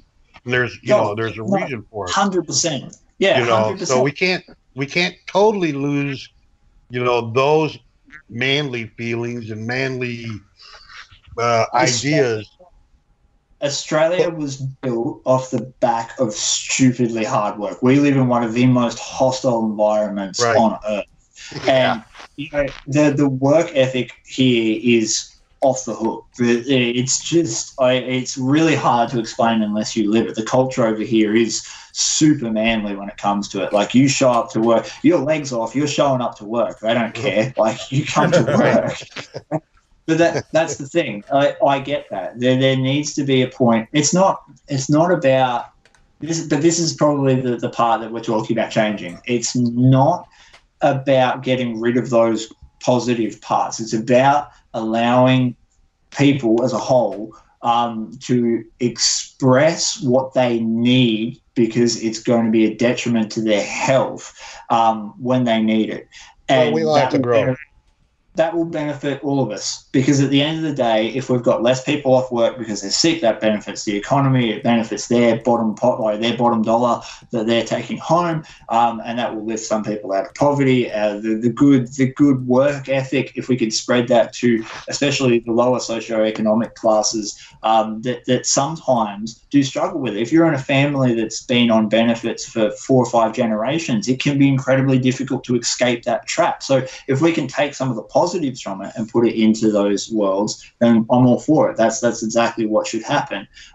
If you're in a situation where you are struggling, though, especially mentally, where it's not a visible thing, then you need a space to be able to talk about it. So it comes back to it. Like, just a random example would be, I come from a lower socioeconomic background. That's just a poor as, dirt poor.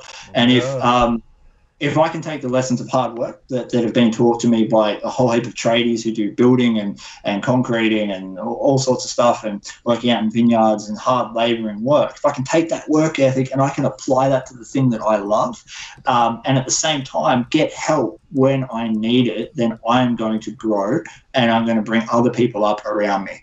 And that's the way forward. It's not about getting rid of the old ways. It's not about completely rejigging the culture. It's about combining the good aspects of both of it. Can't argue with you.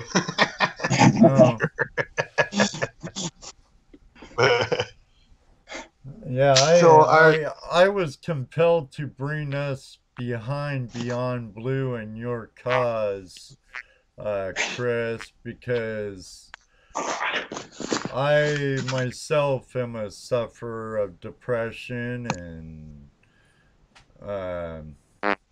contemplations of suicide, and a couple of times I got way too close. I'm very glad I'm a failure at it.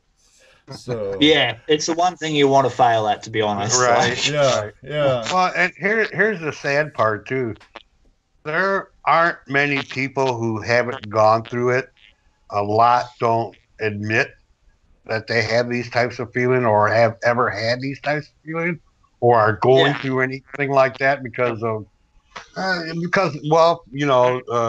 age, culture, whatever the reasons are. So there's nothing wrong with getting it out and talking about it, and don't be ashamed if you've ever thought about that kind of stuff. You can't.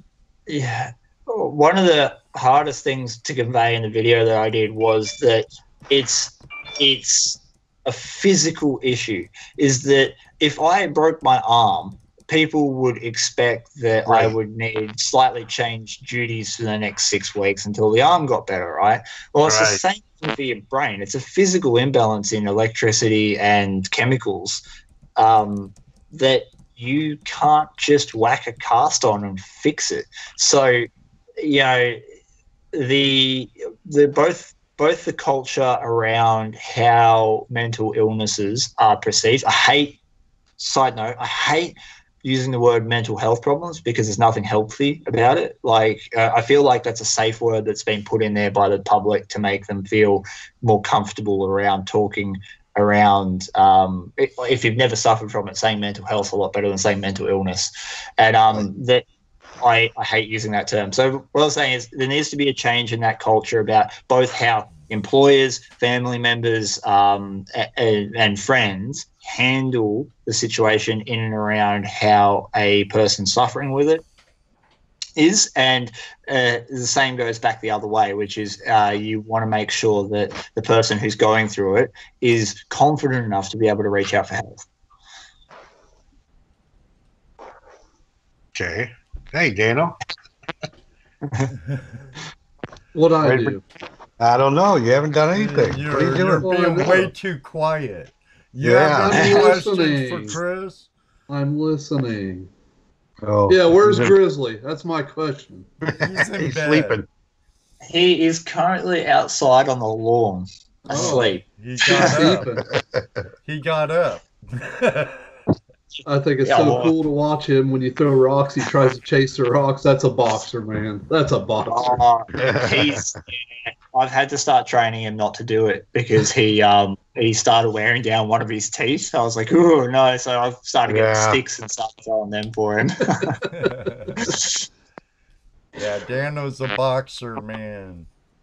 Yeah, he is the best dog I've ever had. Period. I mean, I've got a massive soft spot for him because going back to the mental health stuff, is the night I lay with a shotgun was the same night that Grizzly, as a puppy, lay on top of me and wouldn't let me get up, and he's a big reason that I'm still here today. Like a massive reason. So I owe that dog my life. Yeah. Period. They're goofs, but they're very loyal. That's why you would grab him out of the sinking boat first, huh?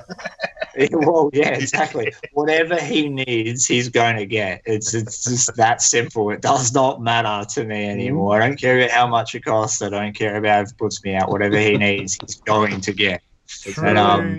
Truly man's best friend, eh? Yeah, beyond that, they're more like family than some family. He's my kid. Like, it's that simple. He's my kid. He's unbelievable how good he is. And even when I have bad days now, he'll come up and lie on top of me and just keeps me company. He's the bomb diggity when it comes to dogs. Yeah. So, are you on any kind of medication at all? No, none. No? Yeah. No, okay. No, that's good. I myself pills kill. hate pills. I hate pills. There is a time and a place for it, and I will have some anti-anxiety medications when the need arises. Normally during summer is when I need them. But other than that, I don't drink anymore. I gave that up. I don't do drugs, and I don't take prescription medication. I found that it was an all or nothing approach. If I gave everything up, it would be all good. So that's what I did. Right on. That's all right.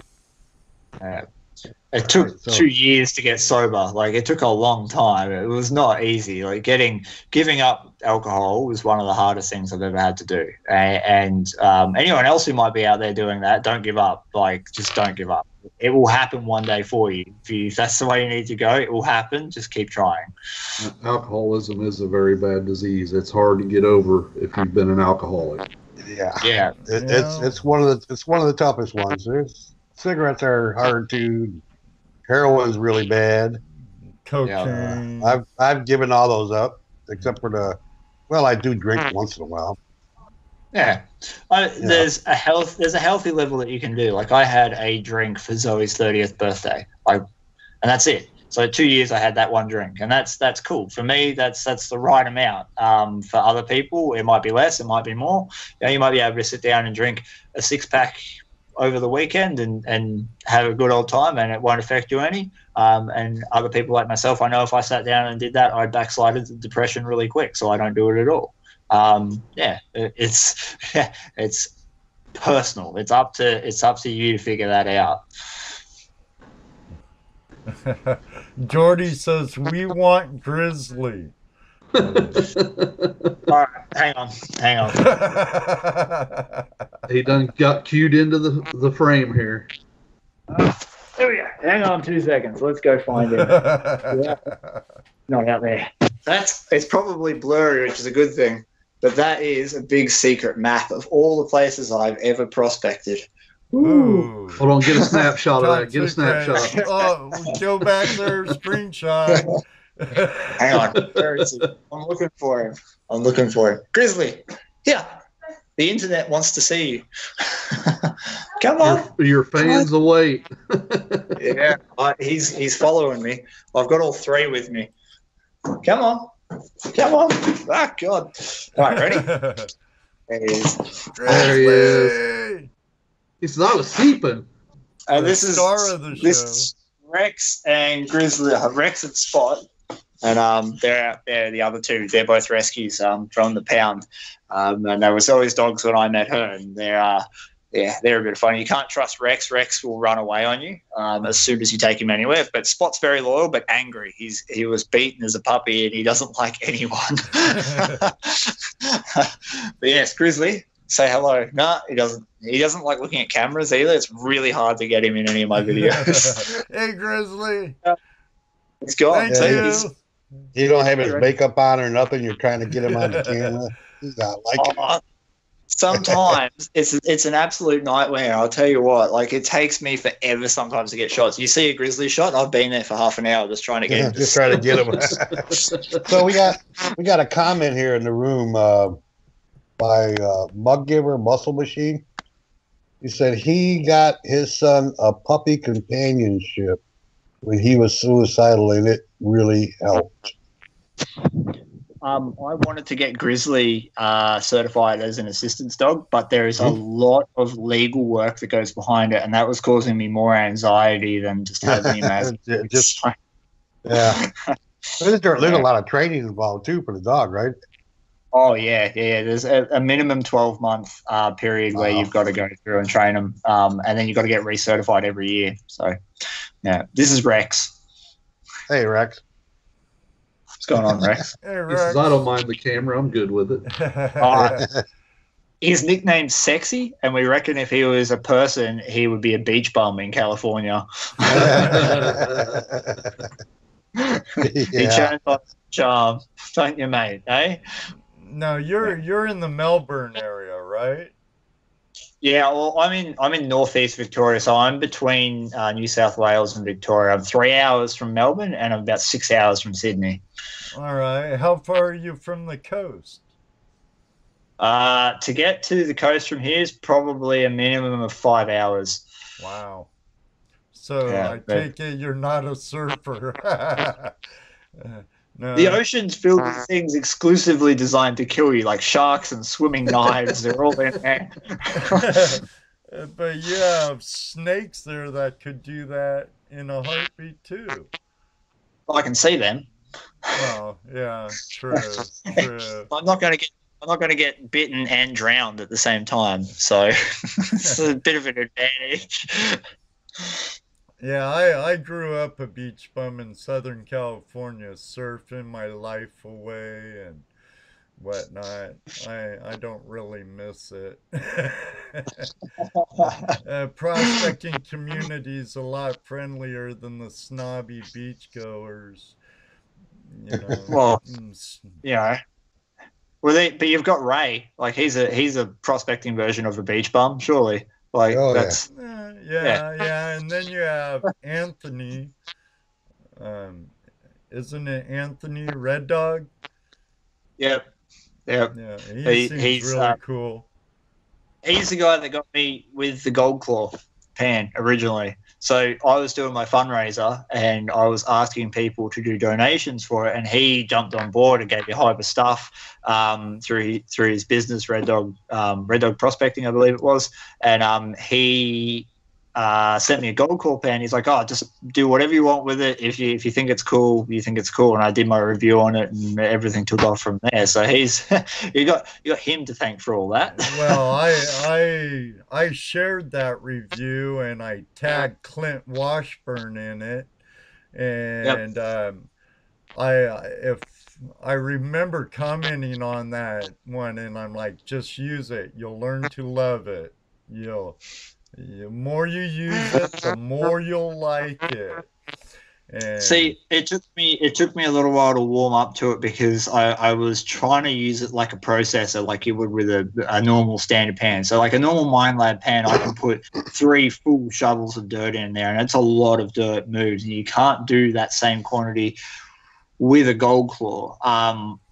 But then once I figured out that it was really good at sampling and really good for taking your actual prospecting to the next level, it saves you a bucket load of time. They're very, very good for that. And they're also really good at cleanup. So like a high banking cleanup, I would use a Gold Claw over a standard pan almost any day of the week. I had mine for, over a year before I actually started using. The only reason that I started using it was because we were demoing the pan at Gold Rush last year. Yep. I spent the whole day showing how to raise dirt from Ray's part of the country. I mean, talcum powder, fine gold. And, and I spent the whole day showing people how to use a pan, at the same time learning how to use a pan. By by the end of the day, I was getting clean gold just laying on them little ripples, and they're just all over it. It was fun. I found two things with the gold claws, and they're not issues. They're something that people need to be aware of. It's that like every bit of prospecting equipment, there is a time and a place to use it. Right. For me personally, when you start getting black sand and gold that is of the same density, so like very coarse black sand and quite fine gold, I find with the gold claws that the larger gold will be lifted up and out of the pan, and you'll actually end up losing it in that situation only. But if you use the pocket pan, you don't have that issue. So I found that for sampling, the large pan is awesome to find your spots that you want to work. But when you're doing any of your clean outs from high bankers, when you're doing when you're working areas, say like a crevice area that has heavy blacks and fine gold, then you're better off using that pocket pan because it will retain your gold and it cleans it up very, very well. I do like how the riffles go all the way to the sides, and I've told on the big one. I've told Klint that many times. I'm like, Klint, dude, you just got to like seal in the sides. He's like, yeah, we'll do it. I was like, no, just do it. Like, I said the same thing to him at the gold show in Indianapolis when we watched his. Well, if anything, the main reason that those sides need to be enclosed is a purely psychological reasoning.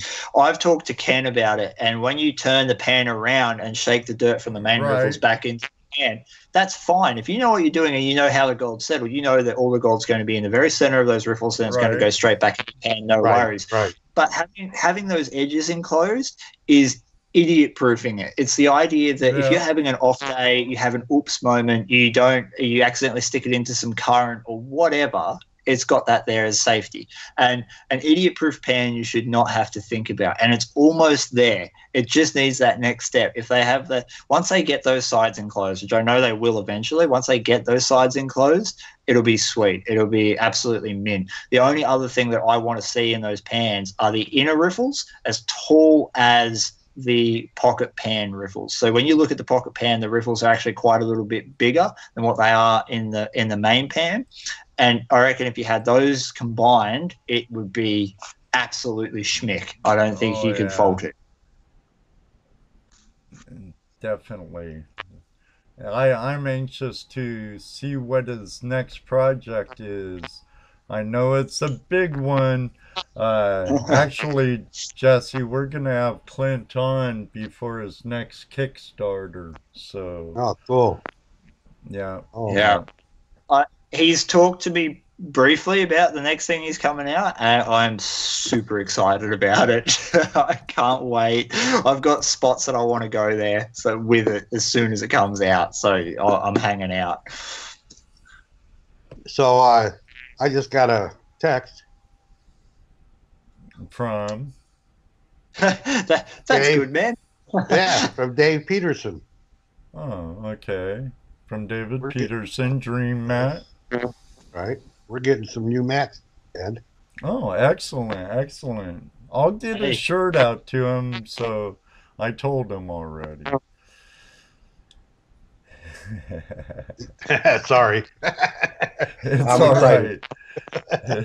We're excited. More Dream Mats coming our way. And it seemed like Rufus his son was really happy with the Dream Mat he won from your giveaway. Yeah, I got a few photos from him, and he looked like he had a bit of a blast the other day. He had a bit of a what? A bit of a blast, a bit of fun, you know? Oh, yeah. Have you tried the Dream Mats yet?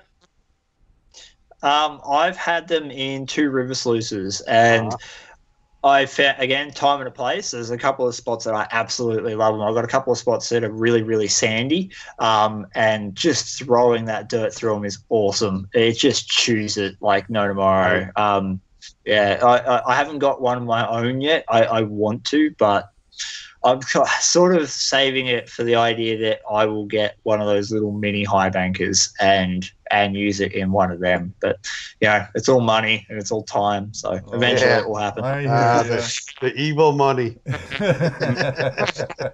I'm sure we dig it out of the ground, but we didn't have enough of it. Need it all at once. How do you like your fluid bed, the Croc? I will probably never go back to a standard sluice setup again after using one of them. Again, time and a place, right creeks, right situation, but they are next level in the ability to just process dirt. The first time I took one out properly was with a mate, Pete. Me and Pete went to a really, really nice creek. It's about an hour from me. And this creek has gold. It has serious gold on it. Pete pulled out half an ounce there in 3 days. And we were shoveling shovel for shovel into the mid-sized croc, and it kept up.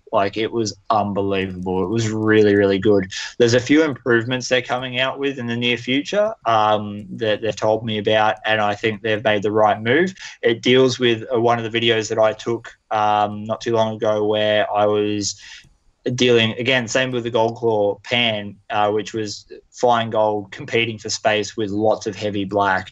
Any system that has to make one thing compete against the other, the small thing's always going to lose out. So when you're dealing with flour gold and you've got heavy black sands, you're only going to catch the biggest pieces of that gold. And Croc saw that video and has already started to put into the design works an address to that, which is kudos on their behalf. They're taking the initiative to modify a product based on real world testing.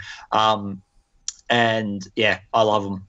You can't fault them. There's a couple of things, like everything like that situation, that I can't wait to see the improvements on. But for the most part, I don't think I could go back to a normal sluice. A fluid bed is just awesome. Being able to whack one in your backpack, pull it out, whack it straight into a stream, and go is the duck's nuts. It's awesome. I want to make a small one like the little Croc you have. I've made 2 others. One huge one that probably all 3 of us could shovel into no problem. Then I have a smaller one that easily handles whatever I shovel into it. And I'd like one I could stow away in a backpack a lot easier though. I think that's, I don't take the big one out unless I've got a spot to work. That backpack one now is easier than panning to sample. I can put that backpack one down in a creek, throw 30 or 40 shovels through it in a few minutes, clean it out, see what gold's there, and if I... Oh, no. Uh-oh. Took him out again. Doggone it. Australian internet. Patrick just double dog dared Jaron to call.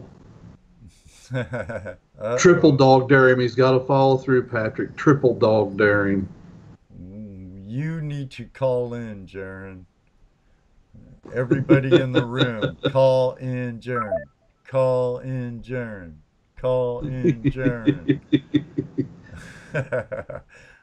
All right, well, Murphy showed up at Chris's house once again mid-sentence.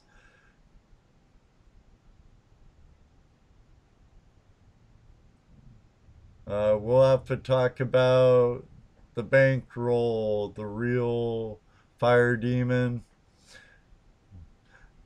Hi, Patrick Truesdale.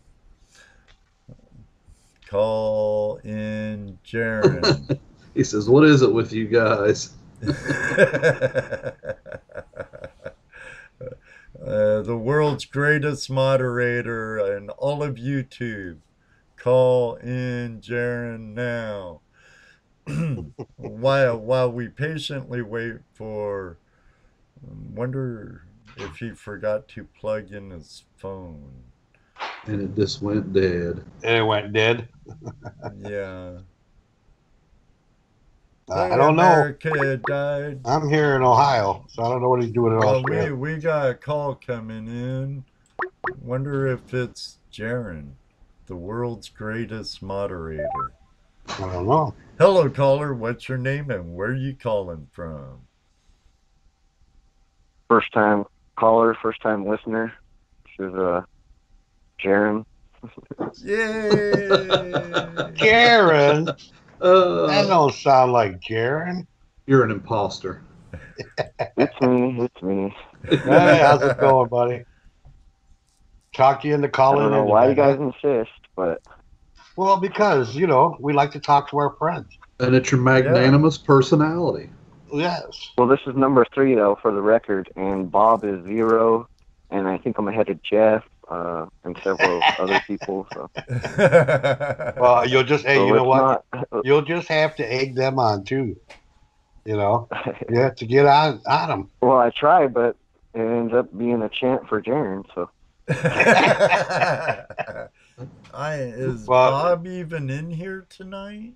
I haven't seen Bob tonight. No, I haven't heard from Bob since he was out this weekend. It was his little outing. He took Ted and he took a couple guys from GPS on a little trip. Wants to wore him out. Oh, okay. So he's taking the wandering buffaloes. Is he gonna meet up with the wandering buffaloes? No, he's out there in Maine with some of the guys from GPS. Oh, okay, cool. He's not with them. He's with like Teddy, Ted, and they're gonna kill me. He's actually got like 4 people. It's the little Maine outing, as we joked. The Maine GPS. Very cool. But you don't remember who they were. No, I forgot. I talk to him all the time. I can't remember right on the spot. Well, I know the. If you guys were on GPS chat, you guys would probably help me out here, but you guys are never on GPS chat unless it's a show night. Unfortunately, I have a lot of irons in the fire now. I wander in from time to time. I do too once in a while, and there's nobody in there. I go in, and there's 3 or 4 people in the chat room. It's usually Jaron and Bob. It's usually Jaron and Bob or Oren. And Ken. Yeah, Ken, Mountain Man. I was hoping Chris would get back here. But the reason I called, so maybe we won't get Chris back, but I was just kind of, this whole subject's a little touchy to myself, too. I was going through a bad breakup, and that's how I got into gold. And I mean, I wasn't with a shotgun in my mouth or anything like that, but I was pretty depressed, and gold got me right back on track. Yeah, it helped me out a lot too. I started metal detecting and all that kind of stuff. So that's the reason I wanted to call and just kind of touch on that.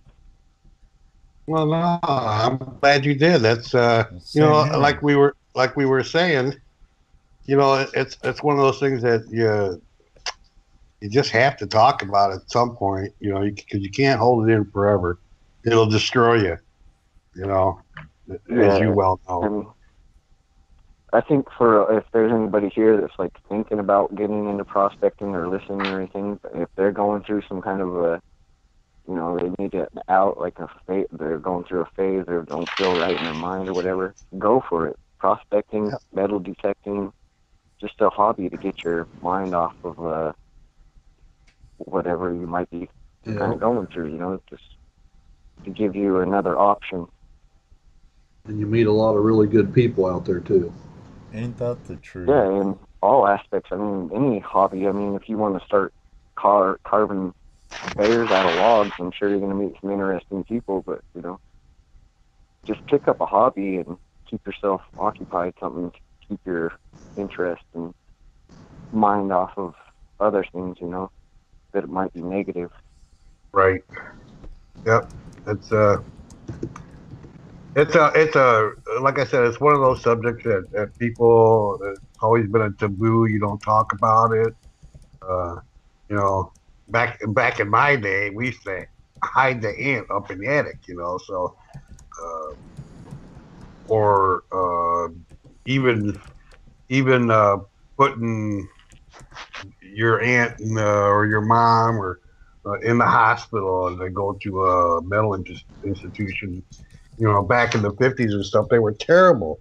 It was a terrible place to be, but they didn't know any better, and that's what happened. They got rid of those, and now, unfortunately, because they've gotten rid of those types of institutions, they're out living on the street. You know, people aren't getting the help they need anymore. You dropping your marbles, Jesse? No, my cat must have found one of my marbles and playing with it. Oh. Jesse lost his marbles. Now the cat's playing with it. Oh no, it's not a marble. Personally, I know with me, Jaron, it was prospecting and people online that actually helped me a lot during some of my darkest hours. And yeah, exactly. That's like when I got onto GPS, that was my dark hours. So it was, you know, interesting to meet everybody. Even though some people have come and gone, there's still a lot of you guys like from GPS I talk to all the time, you know. So. I tell you what, that the GPS site really has done a lot to grow this culture, get people that would never talk to each other or meet from all walks of life, from all statuses in life that come together and, you know, have fun. Otherwise, you know, I've been in chat rooms, you know, AOL chat rooms and this chat room and that chat room, you know, and the biggest drawback with them is all the drama. And who in the hell needs drama? You know? So, yeah, that's for me, GPS was a great, and is, you know, a great place to meet people. And I've had some pretty heavy conversations with different people on there, you know, on the side. So yeah, it's a good place to be. It's a great community, that's for sure. Yep. Where else do you get to meet celebrities? Oh, that's right. On this show too. Yeah, we get to meet you. You're a celebrity. You're the ultimate in room moderators. You guys might want to talk to your producer. I'm no celebrity. Oh, you'll get there. We'll all get there. All right. Well, I was hoping Chris would call back in, but me too. I'm trying to call him back in now, Jaron. He evidently got completely taken out this time. Yeah. So now that we got you out here, Jaron, might as well ask you a couple questions. No, Jaron is trying to leave. So you know me. I've always been interested in your type of mining because I think you do some of the coolest mining there is. You dig out basements. Well, I mean, it's not really mining that I do. It's more the prospecting, and I don't dig them personally. I just build footings and foundations, the concrete base. But you can get a bird's eye view. Like, I'm in construction too, and I get to see what's in there when I'm getting ready to pour footers and whatnot. And sometimes less so here than back home in Washington, where I could see definitely different stratas in the soil.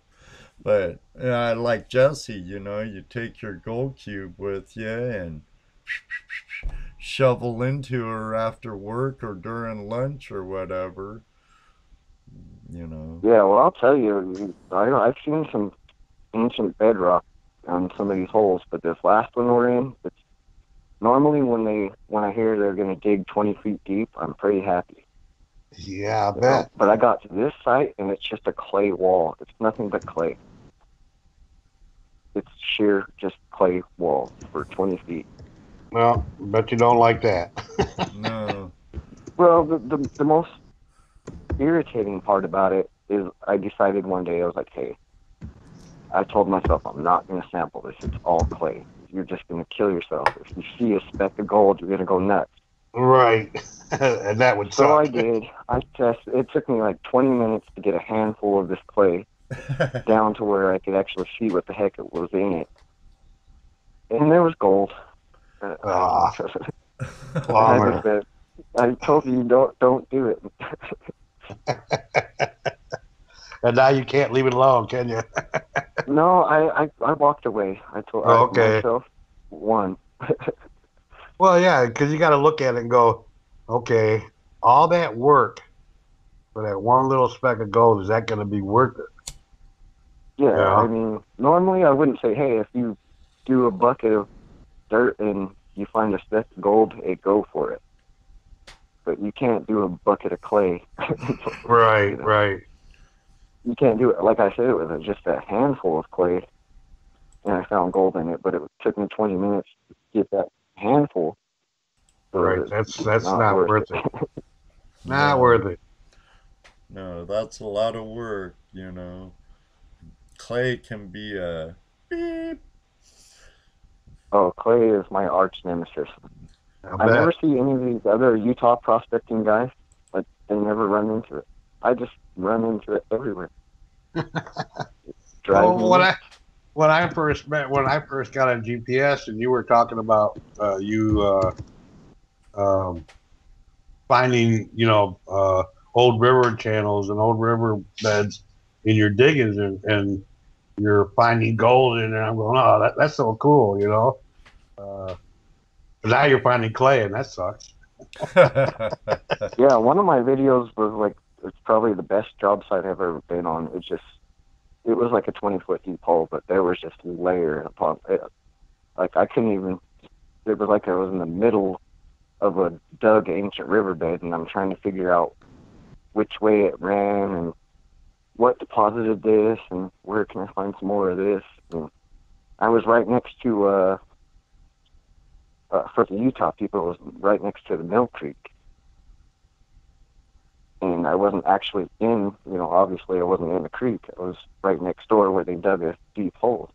Right. I think that was the first video I saw. Cobble, sand. What was that? I think that was the first video I saw of yours, where you were. Yeah, because I'm walking. Yeah, so you can see the foundation that we have set and everything. And I took you guys from the creek to the job site and walked you down. Right. I believe there was snow at that time.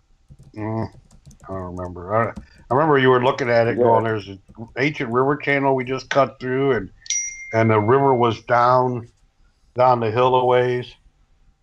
Yep.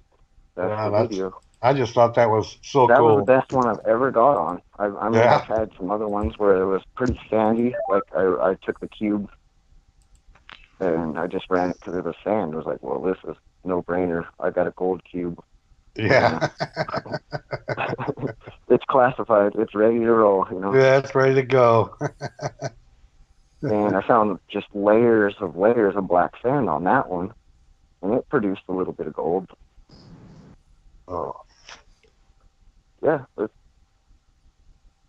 I don't recommend anybody like seeing a job site and going down there and panning by themselves because you're trespassing. But I work there, and nobody's going to tell me anything different. So.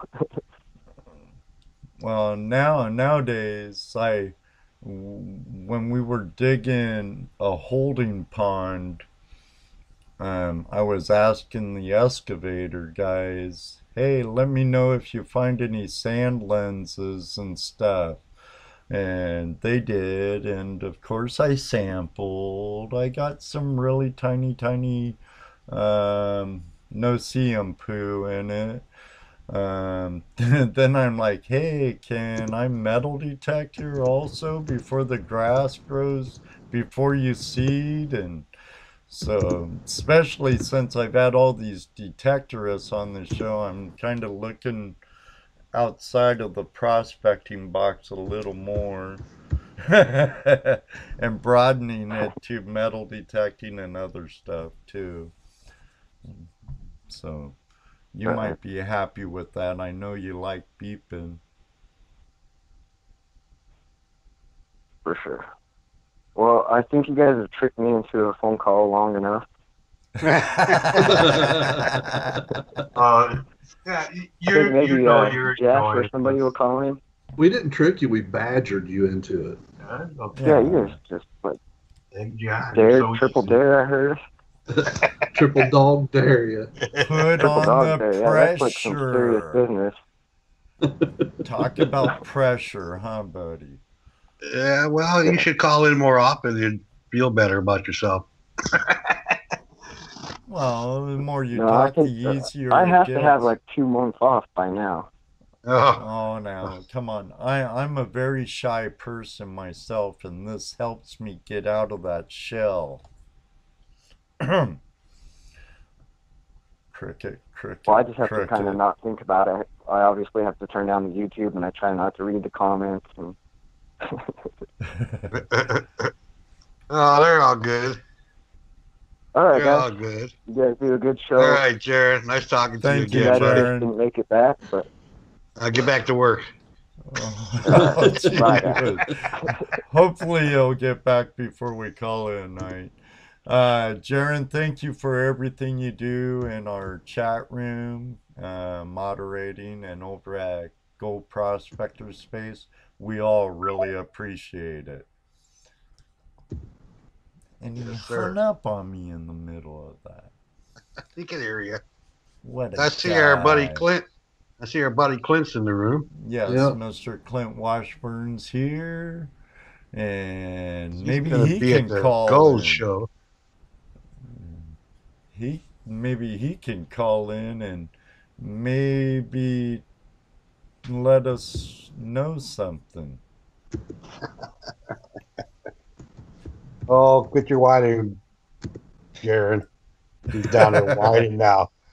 Call in, they say. Back to work, they say.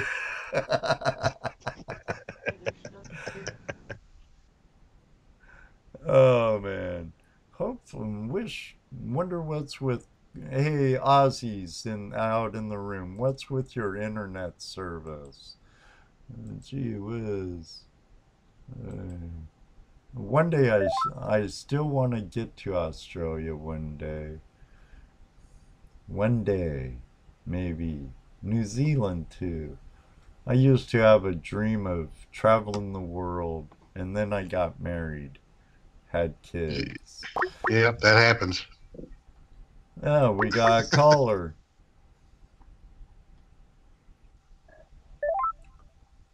Hello, caller. What's your name? Where are you calling from?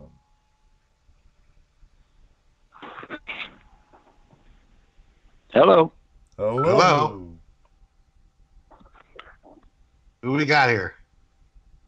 Could be Klint. Could be Klint. You there? Yeah, we're here. Are you there? There we go. Yeah. Kind of fun to hear a fellow Utah talking on the air. There you go. How you doing, Klint? I'm doing good. It's fun to hear your show. Well, we're glad you made it. Yeah, we don't. So you got me all curious. Yeah. About? You're saying maybe Klint can tell us something all mysterious, like there's some reveal going on here. I don't know. Is there? I don't know. Is there? We're just asking. Must not be. Oh, I thought you're the man with Well, the you know what? answers. That's okay. We enjoy talking to you anyways. That's right. Well, good. I mean, there is a reveal coming up soon.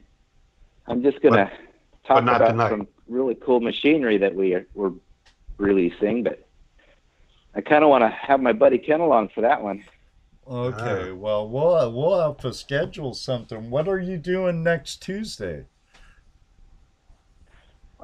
Just chilling. Sounds like being on the show. Come hang out with us. Can you and Ken come join us next Tuesday? That's a real possibility. We had a Remind me, last minute opening. What time do you guys? last Tuesday. 8 p.m. Eastern time. We start our pre-show at 7:30.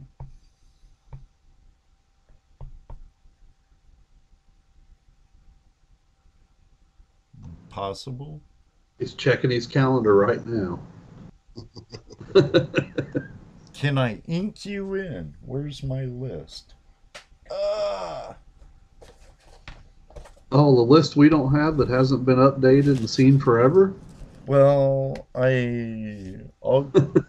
it's like your check, Dano. It's in the email. It's in the mail? You laugh, but I have to clock in and out on my phone now where I work. I have Paycor now. I have to log in and log out and punch in and punch out all day long. And if I forget, then it messes everything up. We have another caller coming in. We must have lost Klint. Hello? Hey, how's it going, gentlemen? Hey, how's it going? This is Kevin from Central Valley Gold Adventures. Ah, hey, Kevin, how are you? Not too bad. How about yourself? I'm doing really good, regardless how Murphy's messing with my callers and my guests. I'm doing pretty good. Klint said his cell phone service failure because he's in Canada. All right. Well, thank you anyway, Klint. Just say we can pencil you in, buddy. Yeah. Oh, first time calling. Excellent. Glad you did. What would you like to talk about? You're our guest. You're the star at the moment. Well, what I'd like to talk about, so I'm going to be making another video here in a couple of weeks on a spot I found in my area. I'm going to pull some samples out to get them sent out, but I found a lot of this silver stuff. I don't know if it's mercury covered gold or if it's platinum. I'm thinking it's platinum. It weighs 10 times heavier than all my black sand, and I'm getting probably, a large teaspoon every single pan. Is it shiny or is it dull color or what? Yeah, it's real bright, shiny silver. I've left a chunk that I found, a little picker that I found from my last time going out. I left it out, exposed to the elements, and it never tarnished. Okay. Now, I know platinum's heavier than gold, actually, and it also can be magnetic. So don't let that fool you. Yeah, I have not tried a magnet on it yet.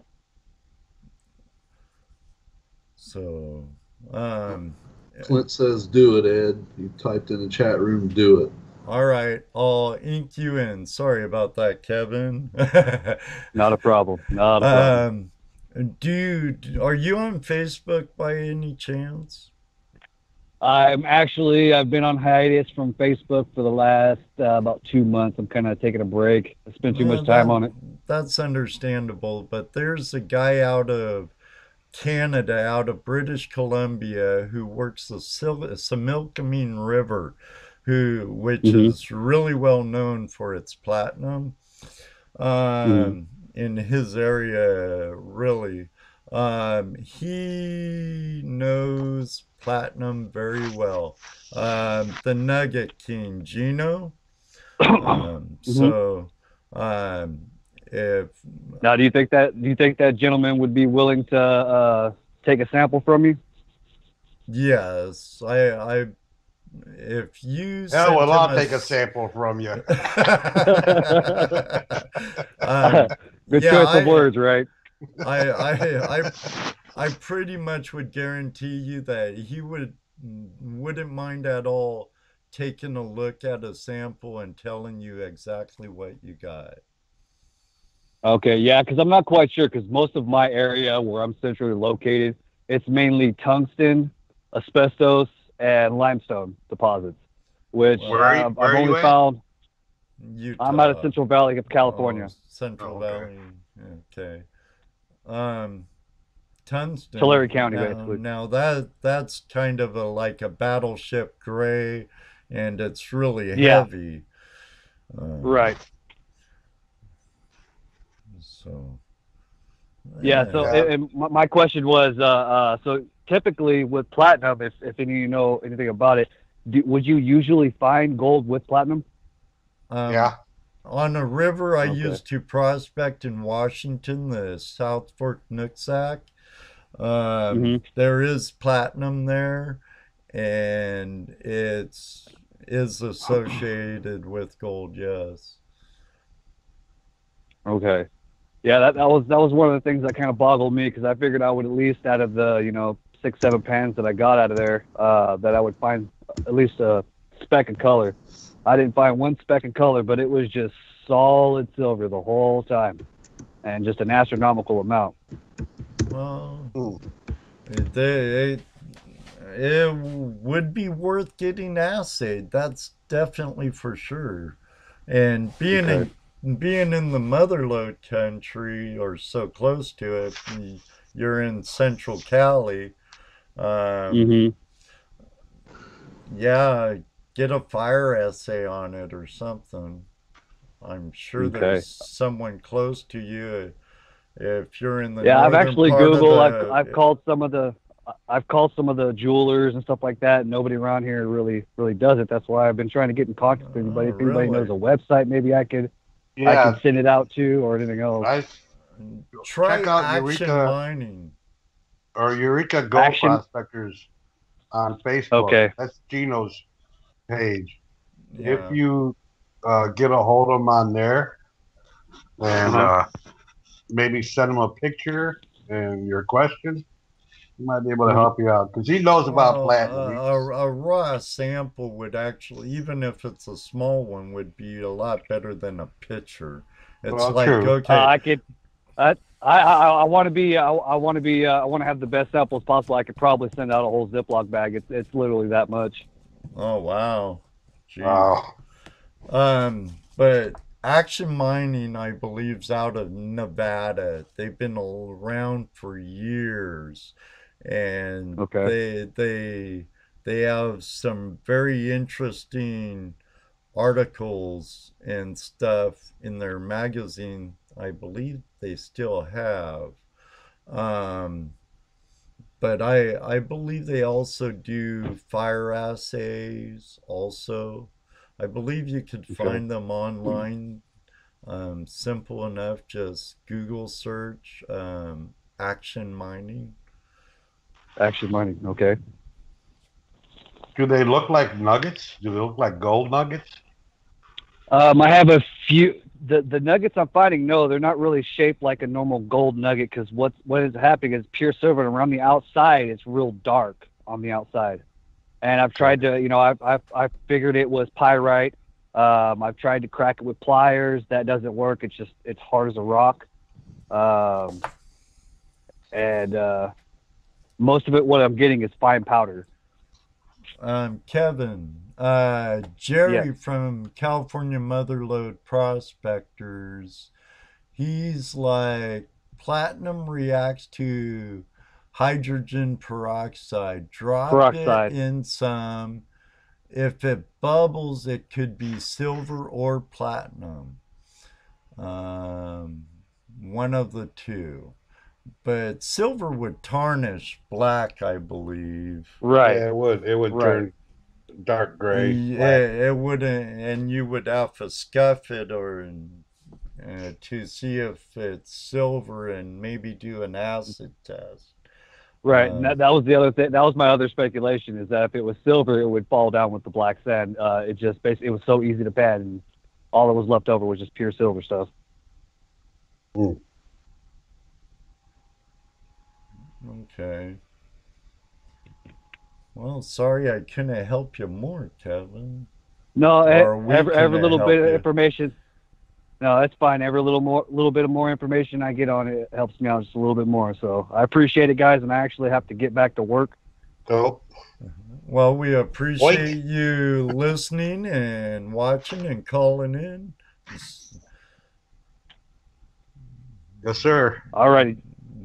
It's been a pleasure, you guys. All right. Thank you. Thank you. All right. Bye-bye. And all of you all out there are the reason why we do what we do here, right, guys? You got it. and I can't hold back any longer. We have Run for the Hills in the house. Yeah. I like his creep. And he's leaving. It's a nice thing. Good night, Ron. Thanks for joining us. I can't help it. I just get all maiden out when you do. I see Ron. Hello, caller. What's your name? Where are you calling from? Hello. Oh. We have a mystery caller on the line.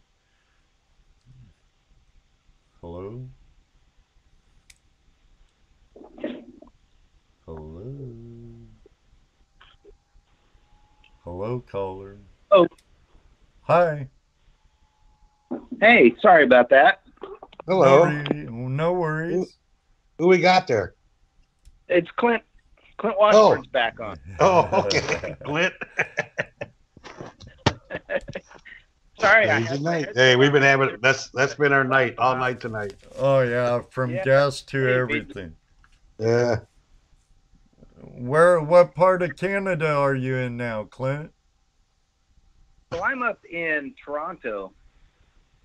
Ah, right across And, the border. Yeah, they've got gold up here, it turns out. Oh yeah. I ran into some people that say they go out on the Lake Ontario, and dredge. Oh. The guy says he lives off his gold dredging in Lake Ontario. Really? So I'm gonna have to ride his barge and check that out with him one of I these wonder days. if we could dredge Lake Erie. It's a lot shallower than Ontario. I can't imagine it would be much different. No, they're like right next to each other. How about that? Got so many projects brewing right now, though. I just don't know where to begin. Well, I saw you typed in there. You're going to be at the gold show here in Ohio, right? Absolutely, man. I had so much fun out there. It was great to get to meet all of our people out on the East Coast. I was talking to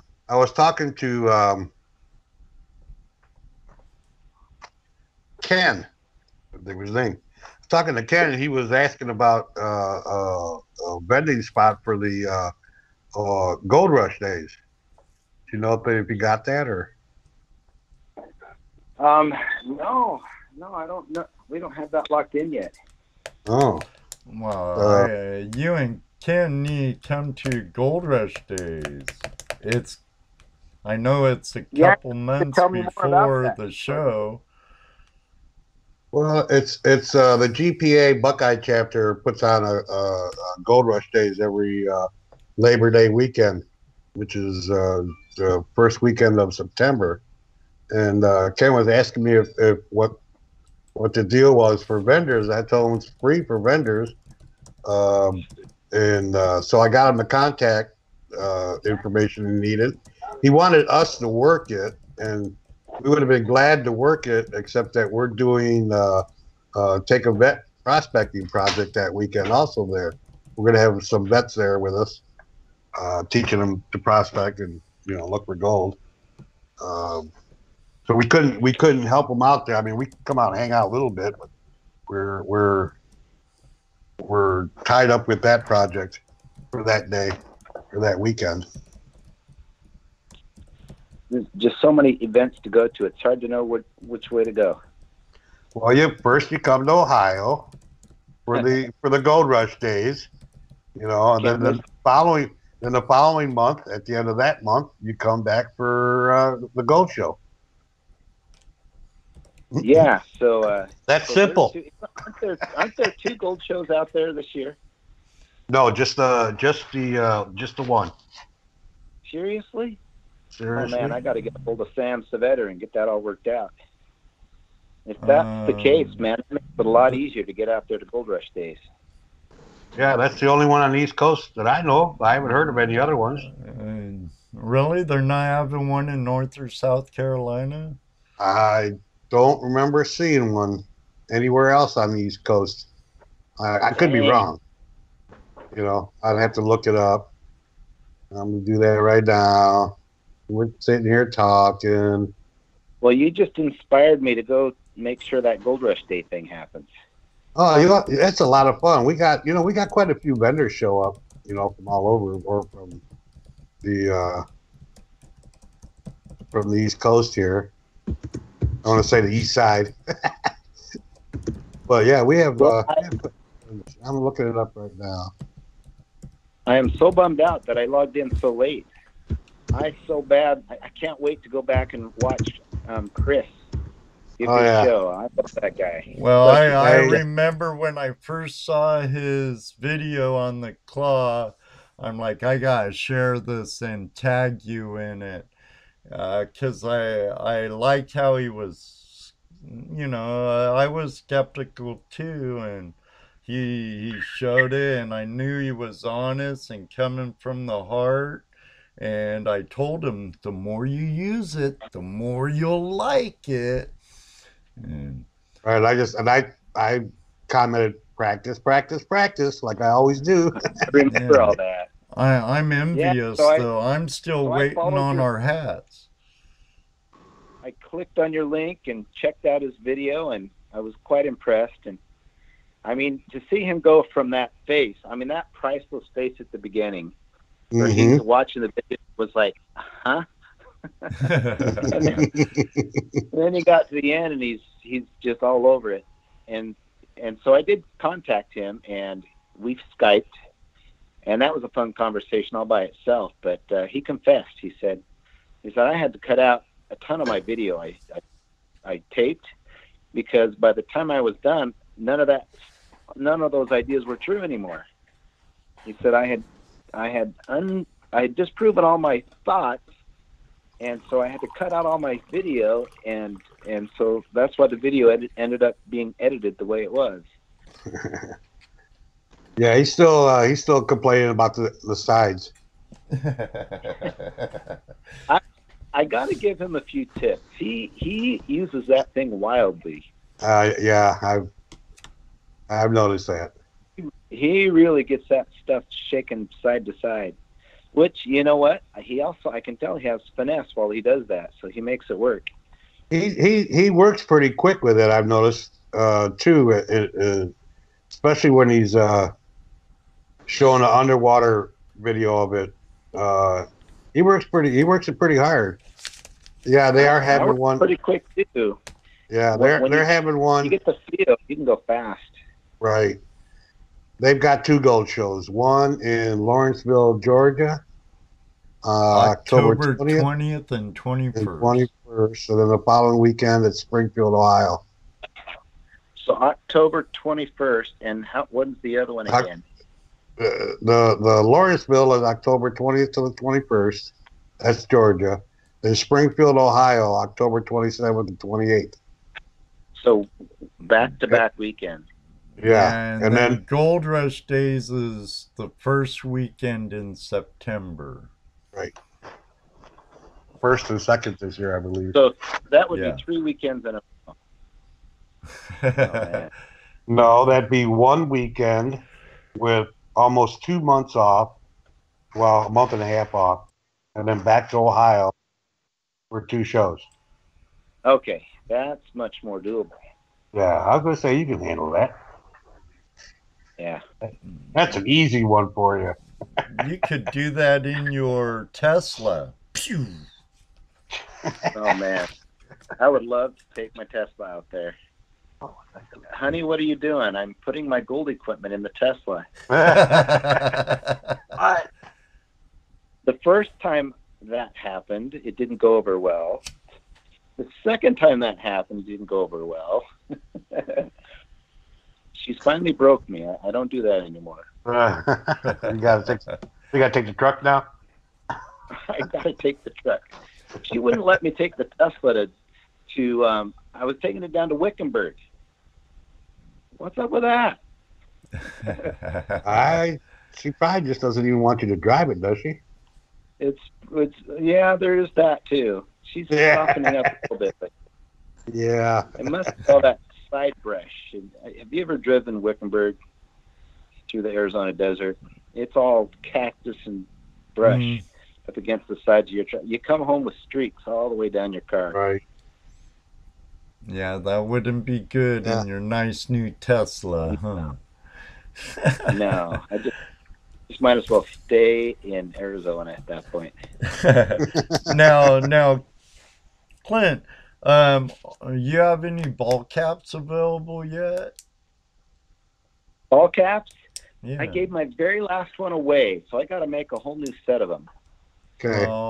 Reserve 3, would you? I need will a do, gold claw absolutely. hat to go with my gold claws. And Me too. I do that. We'll have to wear them in the panning booth. Do you have shirts available?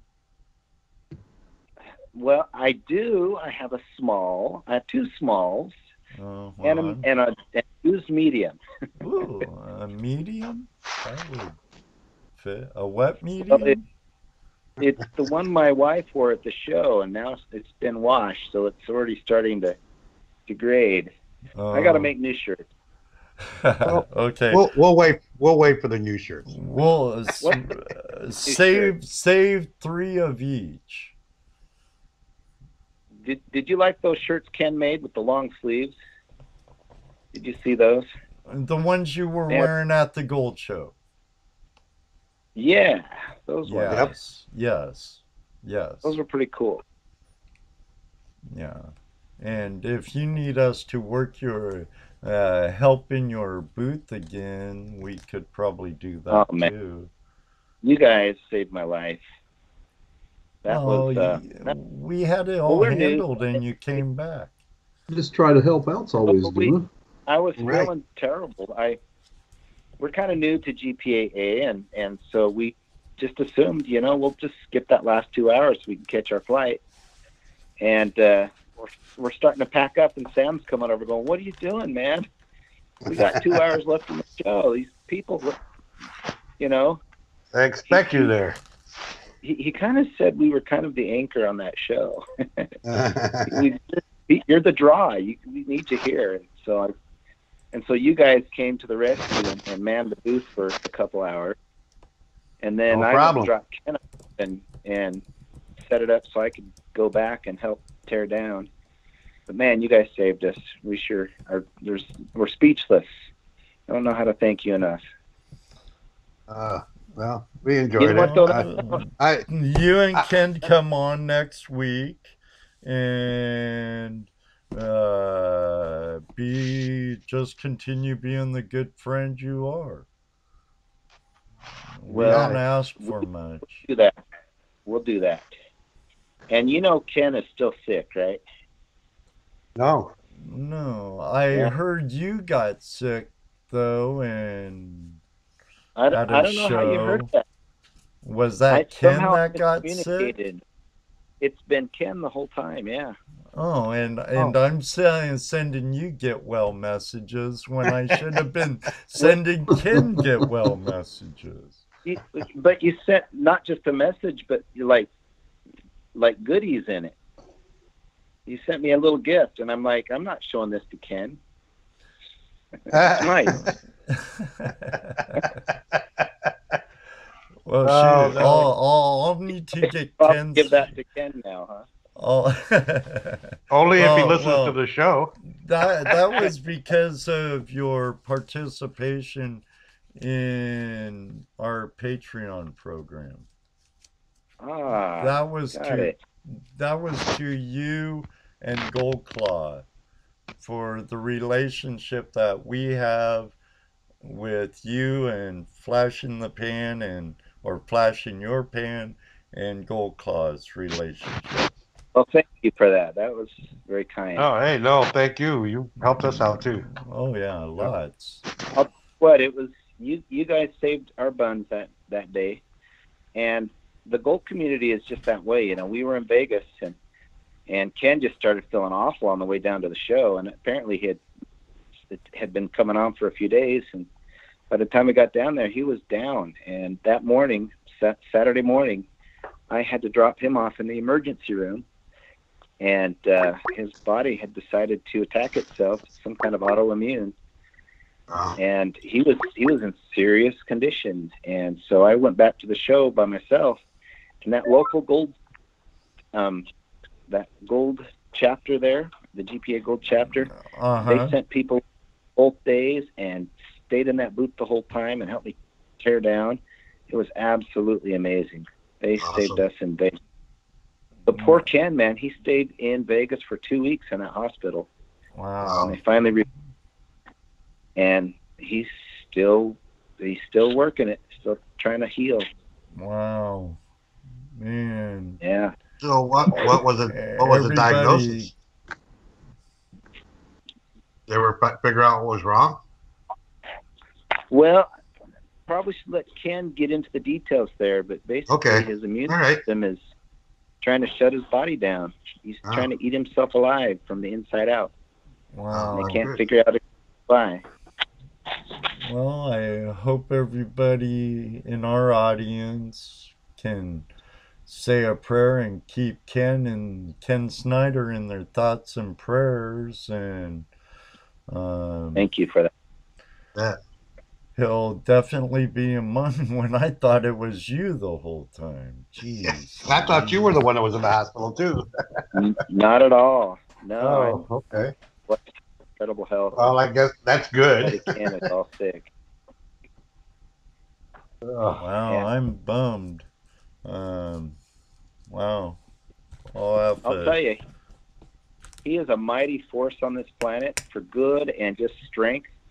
And to see him that humbled and weak, it just breaks your heart. He is such a tender-hearted man. You wouldn't know that from meeting him. He's if I go to war, I would want him by my side. You know, he's so tough and straight thinker. He'll come out of this. We have faith. Yeah, I have every belief he will. Yeah. Well, anyway, so how is everything else going? How's the gold clog progressing? The gold clot business is just growing. It's kind of funny how in the beginning it was all skeptics. Oh, of course. Now that it's only 90% now. We're up to 10% who've tried it. Well, but, I go ahead. Get that, I totally understand why people feel that way. You see these new pans out there, and people just don't like to have them out there acting like they're great, and then you get them and they're no better than what you've already got. Right. But see, go ahead.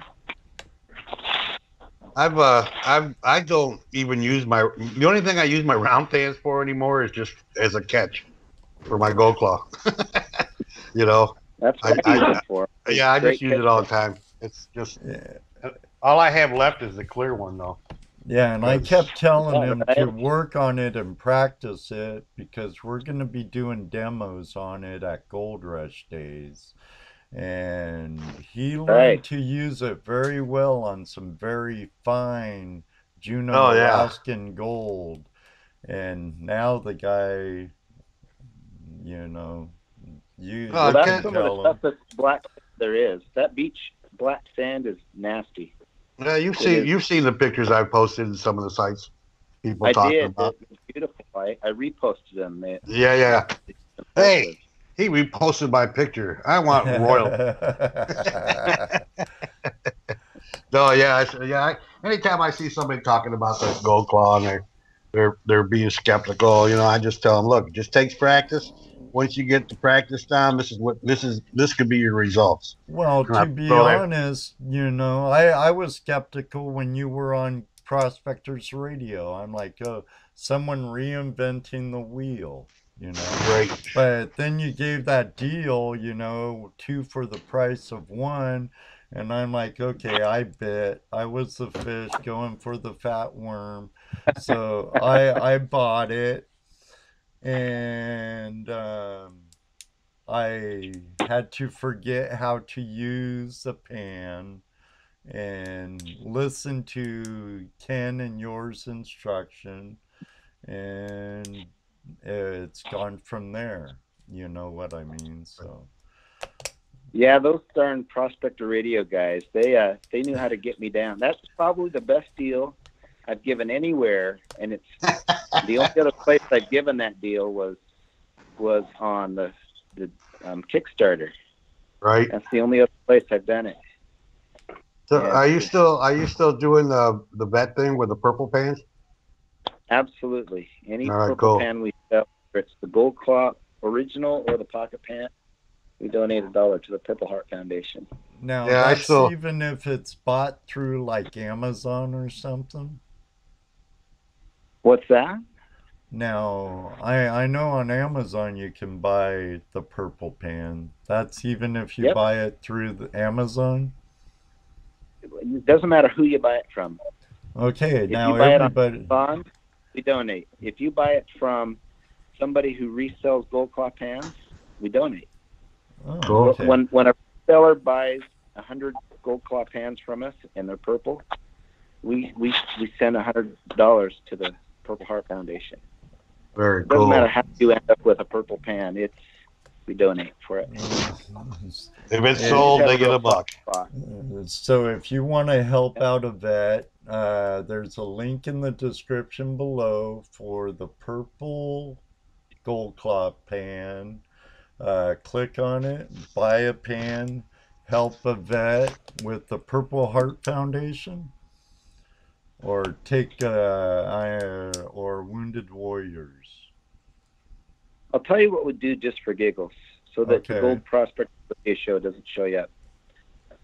Just because you mentioned it, let's do that 2-for-1 promotion.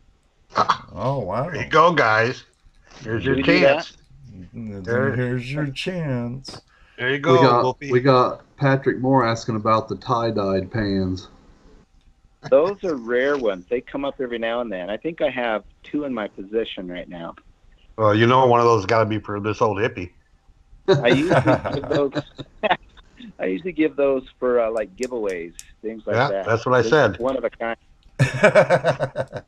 Oh man, I gave the most gorgeous purple and black one out the other day. I don't know if you saw it out there. That'd If be you cool. hunt on Facebook, you see it. That thing was cool. So do they have to put any kind of code in or anything if they want to get the 2-for-1 deal? So yes, if they want 2-for-1, they'll need to put a code in, which means since it was spontaneous, I'm going to have to hurry and make it. So I'll make it right on the fly. We just need a word that they can remember, Ed. What do you want them to type in? Ed Tie-dye. Like that? Flash Let's- AU. Flash AU works great. If they type in Flash AU, then we'll give them the 2-for-1. So I'll go ahead and type that in so they can start doing that now if they want. I love this modern technology where you can do Yeah. that stuff on the The pain in the butt. It's true. It's so true. So you guys that are listening right now, if you want get your hands on the Gold Claw, type in when you order you 2-for-1 if you type in Flash AU. So hurry up. What I'll make it real easy is last time I tied it tightly to the pan, so pan was the only way you could do it, and the pans are $40. So basically, make it if you spend $40 or more, we'll give you 50% off. That way, people who really bad want that combo kit, there's a way to get that. Ah, there you go. Okay. See, now You can buy the combo kit and get the extra pan. All right. So remember, what was it? Flash AU. Yeah. Mm-hmm. Flash AU. There it is.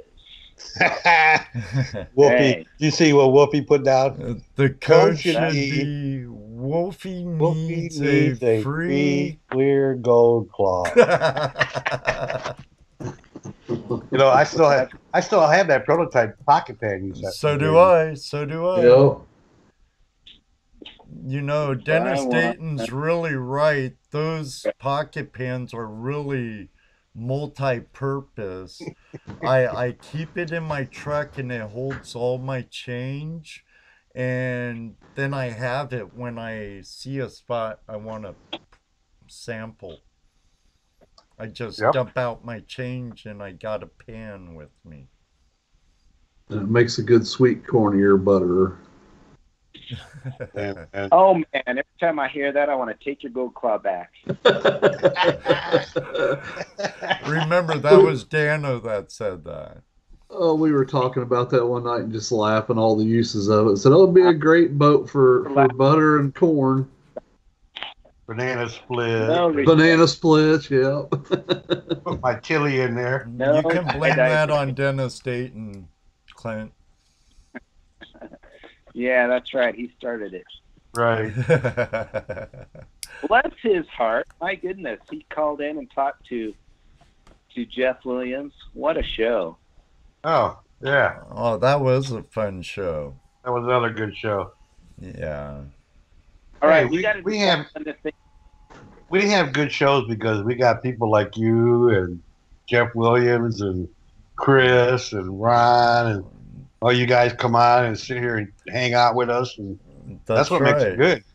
That's what makes it good. Even the other guy that's waiting patiently on the other line. There we go.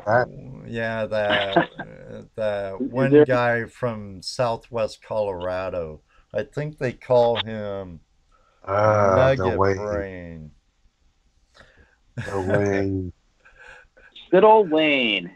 Wayne, so, must want to talk to you, Clint. All right, I got to ask you though, how many days should I let this go so that everybody who watches gets a chance? They don't need a long chance, just a chance if they want it. 1 day, 3 days, what's enough time to give them all a chance to do that? Well, you got to give them a 30-day challenge. Oh, how's it going, Wade? Good. Now, I don't know. I'd say the rest how of the week. about 19 would be too long. I'm trying to have it gold related, but that's like 19.5 or 79, and that ain't gonna do. 3 days. 3 days. So give them Wednesday, Thursday, and Friday. I'm going to make it expire on Saturday. There you go. That way there's no. Okay. So that's a pretty long time for people to decide if they want that. Yeah. And it's buy one, get one free. Well, you could do it this way. Do like those infomercials on TV. Buy one and an extra charge. You can buy another one. Free shipping today. For extra process. If they're U.S. based. Only U.S. based. Right. Don't forget to put that in there. Thing's good to go. I'm gonna launch it. Here we go. All right. Now people can try it if they want. Flash AU. Okay, hopefully Jeff. it's not. Yes, it is, MacGyver. Yes, I was just gonna say, Jeff. Now it's a go. Now that's Flash AU, all one word, right? Either way, I don't know. Doesn't matter. Flash AU, all one word. Yes. And is it case sensitive? I don't think so. Okay. I believe it is not.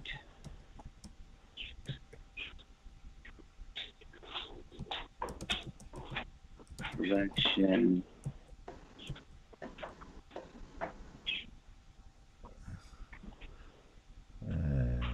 I know one thing. I love my gold claw.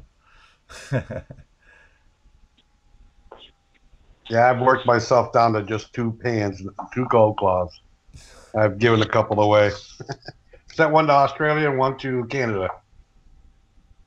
Well, maybe we need to get you guys a few more. Are you guys still using those original Yep. Well, polymer ones? Didn't I ever get you guys some nice pocket pans? No, I'm still using the prototypes. Is that right? Oh man, we got to fix that. All right, we're gonna get Definitely. We're gonna get you some shirts, and we're gonna get you some real pocket pants. Excellent, excellent. And once you do that, that prototype's going up on my shed, in my shed, up on my shrine to the lifestyle.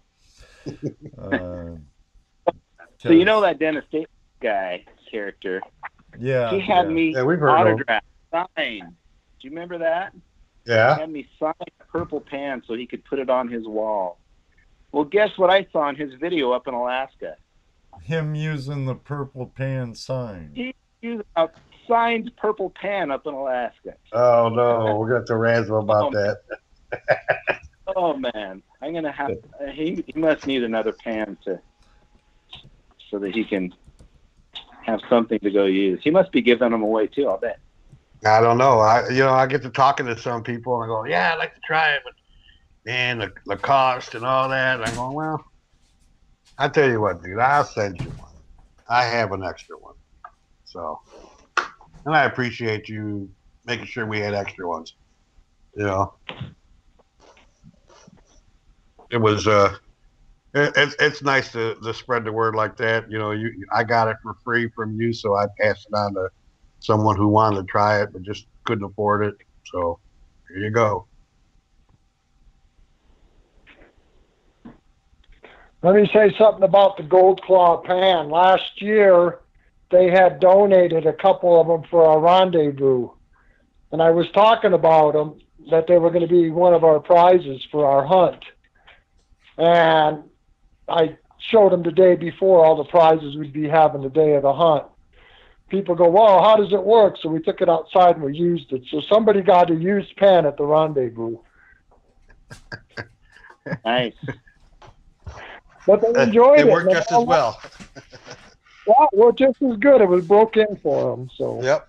You just broke it in for them. Yeah. And we were able to show it in live action. So. Those broke-in ones work better than the new ones. Oh, yeah. Funny how that works, huh? Yeah. Wow, Ed, you know, what? Been out it's almost 11:30 already. Yeah. We're just having too much fun. Time flies when you're having fun and you're Fun in now good till company. the alarm goes off in the morning. But I had to step away, and last thing I heard was you talking, Jesse, about the price of the pan and whatnot. But that made me think, you know, the Pioneer or the Pro Pan by the Fossickers, 100 plus. The Flow Pan, not knocking any of the products, and the Flow Pan's easy $100.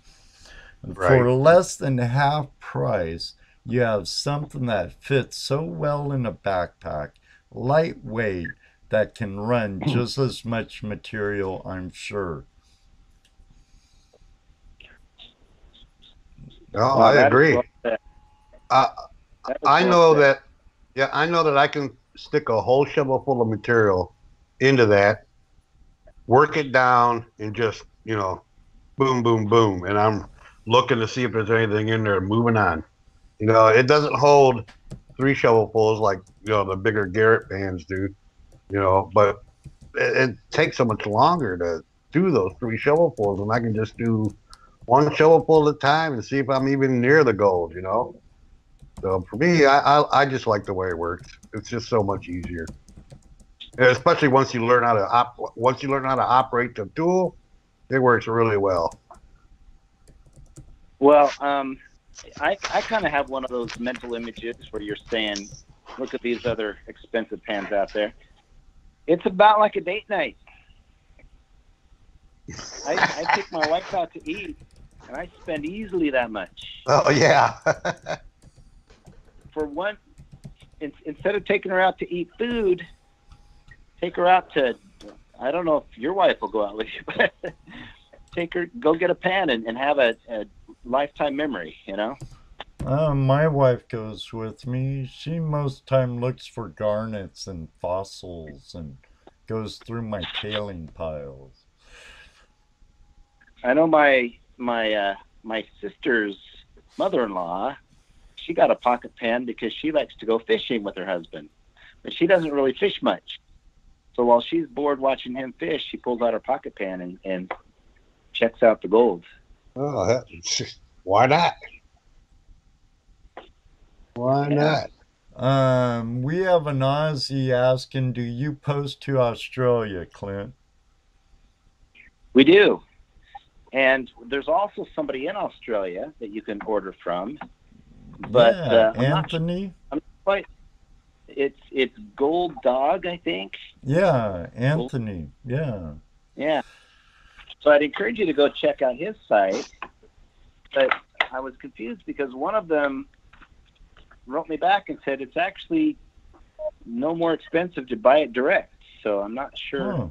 Something there. We need to find some way to make it easier for people to get them in Australia. Well, you must really mark it up. We do, though. We don't pay shipping, but we do ship to Australia. There you go. Grotty Gold. And remember, purchase code, coupon code, FLASHAU. 3 days only, ends what time Saturday? This says 11:59 p.m. Mountain Time. There you go. 11:59 p.m. Mountain Time Saturday. So yeah, so quite a while. That means 1:59, right? A.m. Sunday morning. Yeah, we're 2 hours behind you. Right. Or ahead of you. A minute before midnight Mountain Time. There you go, people. Our friends out there. Well, it'll be fun talking next Tuesday. I have a lot of projects I'll have to fill you in on. Cool. Fun things Excellent. going on. Some of them are top secret. I might be a little cryptic, but I'll share part of it with you. Others, we just pop brains out on them. Sounds good, Klint. And I look forward to it, like always when we talk. I will have to get you on right when you're doing your Kickstarter, like we were talking about last week or so. Yeah, that's what we need to do. It should be coming out soon. I wish it was already out, but man, it's hard to put one of those together. Harder than I thought this time. Just a lot of work. Well, good things take time. They do. Trying to run a business is hard. There are so many things that go on, and people think we're rolling in the dough with all the gold cloth sales, and we have yet to make a penny. It just all goes right back into marketing and the business. It's just amazing how much work advertising and marketing is not cheap. It's not. Nope. Thank goodness there's folks like you guys, though, that help get the word out. It's great. Well, we appreciate you supporting us, too. That's right. And, we appreciate the fine product you put out, because if it was a piece of junk, we wouldn't be doing what we're doing. Right. Well, I'll tell you, it's it doesn't mean much coming from the inventor, but it's really opening up the door for people who are just getting into gold. They can just grab it and go. That is not true for a traditional pan or any other pan out there. And I'm not trying to knock pans. They all have their place and they're good for what they do well. But there's nothing that just you grab a 6-year-old and put it in their hands, fill it full of dirt, and they can pan that gold out of there with no experience, first try. Just making it fun for people. Yeah, I like that little video that we did with that kid at the gold show. I have to do another one with another kid. Yeah, absolutely. That's a good idea. The only problem was he didn't have no gold in his pan. Yeah. That kind of sucked. Whoever scooped that one, you need to scoop deep. Scoop it's probably deep. the end of the show too. Yeah, you have to scoop to the and like 4 feet of scraping the bottom. Right. In a few foot.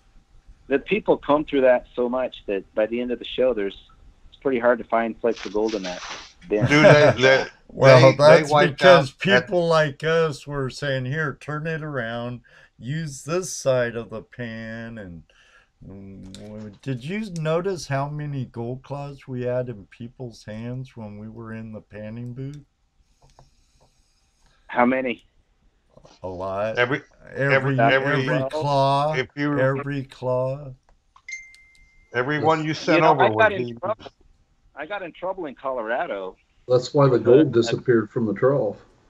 That's part of it. So it was so funny in Colorado. We donated 12 pans to the trough. It was not a GPAA show. It was a local show, and so they were excited to have us, and big booth and everything, and so we donated 12 pans so that the customers could try it out.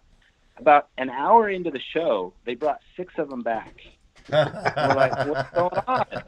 They're like, you're cleaning out the gold, man. We can't have all 6 in there. Yeah, and then about 2 hours later, they brought all but 1. They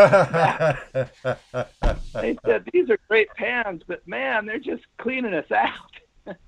Well, they did it at Indianapolis show last year. That one side was totally wiped out. Yeah, that's what happens. So it's kind of a high quality problem. Right. It's fun to have beginners that successful, but you want something left for the next guy, Yeah. And we know how some of those are. You get those ones that purchase their snuffer bottle and then they camp in the trough area, and by the night's over, they've hit every trough, every inch of that trough. Wow. Like, move aside, let a beginner try. No, you've been here for hours. That's sad, man. All those beginners who just want to experience it. Yep. Yeah. Some of those guys, they'll move trough to trough to trough around the whole thing. If that happens out there, you let me know, and we'll turn him upside down and sprinkle it back in. There you go. They're like, you're welcome. Like Patrick Moore was just saying, someone was usually always waiting for a gold claw to use it at the panning booth. They were. That's very true. Oh, can I use that? Can I use that? Well. Yeah. Well, that's a good sign. And then that kid you took the video of using the pocket pan. Right. It was cool. But now I know, I think it was Ken told me, or was it you, Klint? Have them turn it around so they can look at it. Which is what I do. Yeah, that's what I do. It's actually kind of a nice little trick. Instead of facing it away from you, like your instincts, you face it towards you. Right. Tip it towards you as you go, towards the big side, but just flip it around. And then you can see what you're doing. And for kids, it just makes it that much easier for them. Right. What? A panty prop with their arms all up around their shoulders, it makes it a lot easier. Right. And then, after you told me that, when I went home and I tried, I turned it around, faced me. I'm going, wow, this is just even easier because I can watch what's happening. I mean, I can actually see if I'm going too fast. I can see the material coming down. I can watch it really good that way. So yeah, even if you can turn, and it's better to face it towards you, in my opinion, for me anyways. I don't know about anybody else, but I just turn it and face it toward me. It's just so much easier for me. I haven't tried that. I'll have to try that. Yeah, it's how you're always facing away and you're looking over the pan, right? You're looking down over the pan. Turn the pan around, face you. Now you can just look right at it and watch it. it just works out pretty easy for me. Yeah, it's a nice little trick. Yeah. I usually have kids do it, but you know, a lot of people just adopt that reverse method anyway. Which I'm glad you reminded me, because I am doing a whole series of how-to videos right now, and I'll have to include that. Yes. Good idea. Very good. Yeah, that would be. Did you see the video I did of me panning in the pan? The pocket pan Yeah. in the big pan? I did see that video, and then I saw some, what do you call that when somebody does what they see? I saw some copycat videos of that since then. Oh my goodness. People are copying you me. start to fan. We have a question in the room, Klint.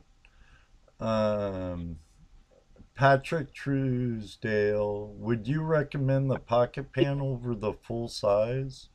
I would recommend both of them. Personally. Yeah, the reason we sell the opinion. combo kit. Yeah, the combo kit is our by far our most popular. We weren't even advertising the combo kit. We were just advertising the big or the pocket pan. And even though that's what we were doing, most everybody were buying combo kits. And so that's why we finally came out with that combo kit ad you probably have seen out there. Is, you know, that's what people want. And the reason why is because, think of it this way. The pocket pan, I use the pocket pan as the pan I prospect a place to go prospecting. Does that make sense? So that's always with me.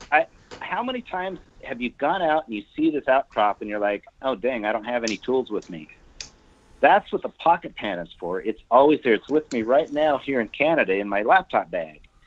When I see something, I pull it out and I check it, and it's so small and inconspicuous. I can snipe. I don't have to feel bad. And it's just so stinking easy to have with you. But it also kind of works a little better in terms of it's more aggressive at keeping the gold in there. And, you know, we learned Chris a little bit after the first one.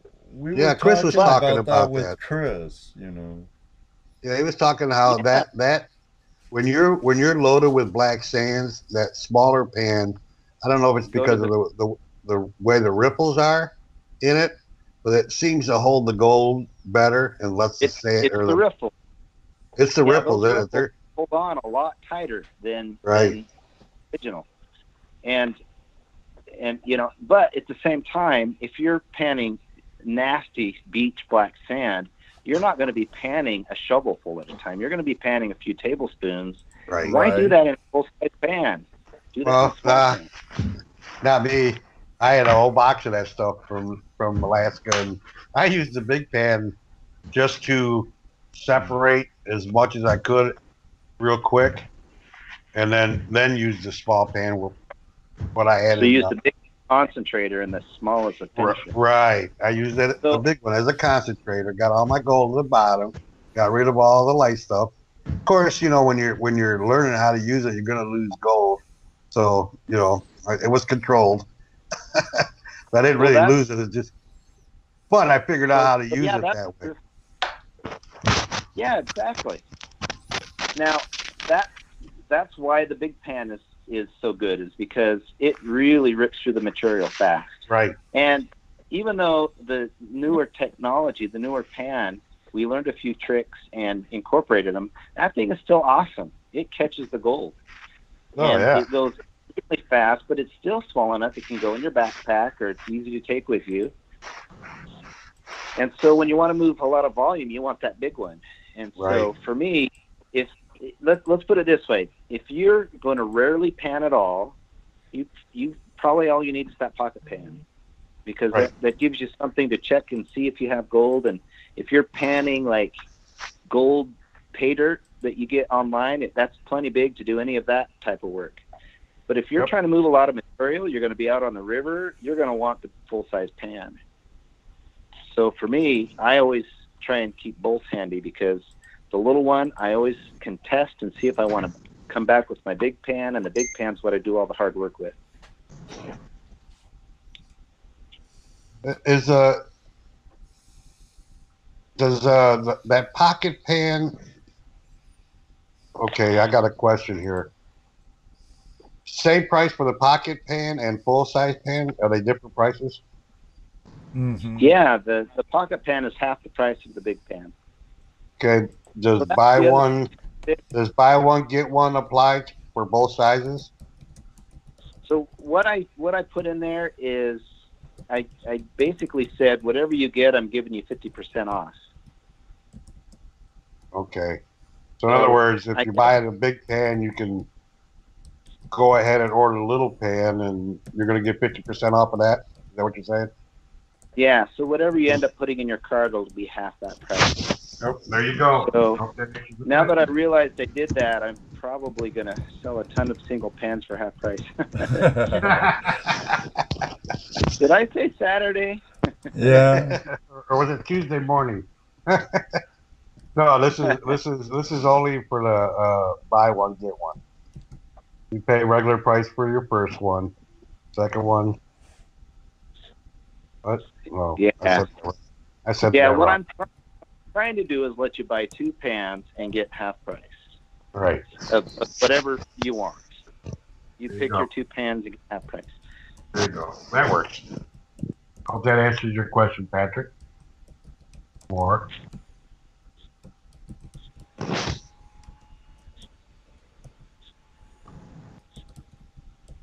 So, I'll wait till next week. Okay, I have a bunch of questions, but I'll wait till next week to ask you. Yeah, it's getting mighty late. Yeah, it is. Here's this little feature in here that says you need to buy at least 2 items. So I guess I'm okay. Okay. There you So go. as long as there's 2 items in your cart, it'll let you get 50% off. So now everybody's going to buy like a 50-cent squeeze bottle or something. A snuffer bottle in the pan. There's no way to do a good promotion. Yeah. This promotion is for 2 pans. This promotion is for 2 pans. Yeah.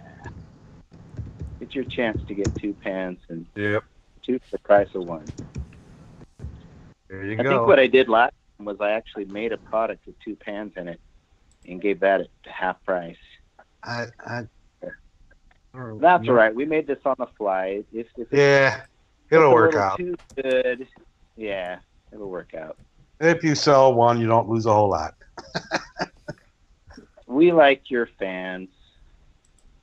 We like our fans too. They're That's pretty right. diverse and funny, and They put Can't up wait to with see you us. again. We really like our fans. They put up with us. they've been- They're more than fans. They're friends and family. Right. Yep. But it is getting late. Dana's Yeah. got to go to bed. Ed's got to Yeah. get up early too. And Dana It must says not be still getting on the up too phone. early. Yeah, I wake up early. So he must not be getting up too early tomorrow. He's staying up late. Yeah. Who, me? No, Yeah, I get up yeah. same bat time. Early, but it's all My right. mornings have changed. I have to get up way earlier now. I'm not able to sleep in like I did. Yeah, People are starting to say good I- night too, so it's getting late. We should call it a night. Just so we are going to meet next Tuesday. Yes, sir. Yeah. Well, you'll be on air Yeah. with us next Tuesday. All right, I'll be there, and if Ken's up to it, he'll be there too. Great. Well, I sure hope so. I'll call you in on our Skype group call at 7:30 if that's all right. I'll chat with you later about it. Sounds good. I know you're a busy man, Klint. Thank you for joining us tonight. Thank you for calling in and filling up some time. Yeah, thank you for the deal for our yeah, very much. Yeah, little treat for the guests. That'll be good. Yeah. Thank Love you it. very much. You're welcome. All right, thanks, Clint. We'll see you All later. right. We'll talk to you next week. Take it easy. All right. Yep. Bye. Okay, Wayne, Mr. Peterson, how you doing? Is he still on? He's still It's been quiet. He's a trooper. Hey, I get paid by the hour. It's still early out there. No, it's He's in Colorado. It's quarter to 10. We're hitting midnight here, buddy. Yeah, well, I got another 2 hours before I go to bed, and I get up at 5:15 because I got to be at the job site by 7:30. So I don't have time constraints like you guys do. I'm not one of those East Coasters. We're on the West Coast. We know how to enjoy our days. Get up about 5 o'clock, and it's going to be a quick night tonight. That's for sure. Yeah, 4:35 here. The reason why I'm calling in, I want to give a quick update. The rendezvous is on, like always. I haven't gotten a full confirmation, but there is another YouTuber here in Colorado besides Gypsy, and he said he's going to be here and he's going to be doing some videos.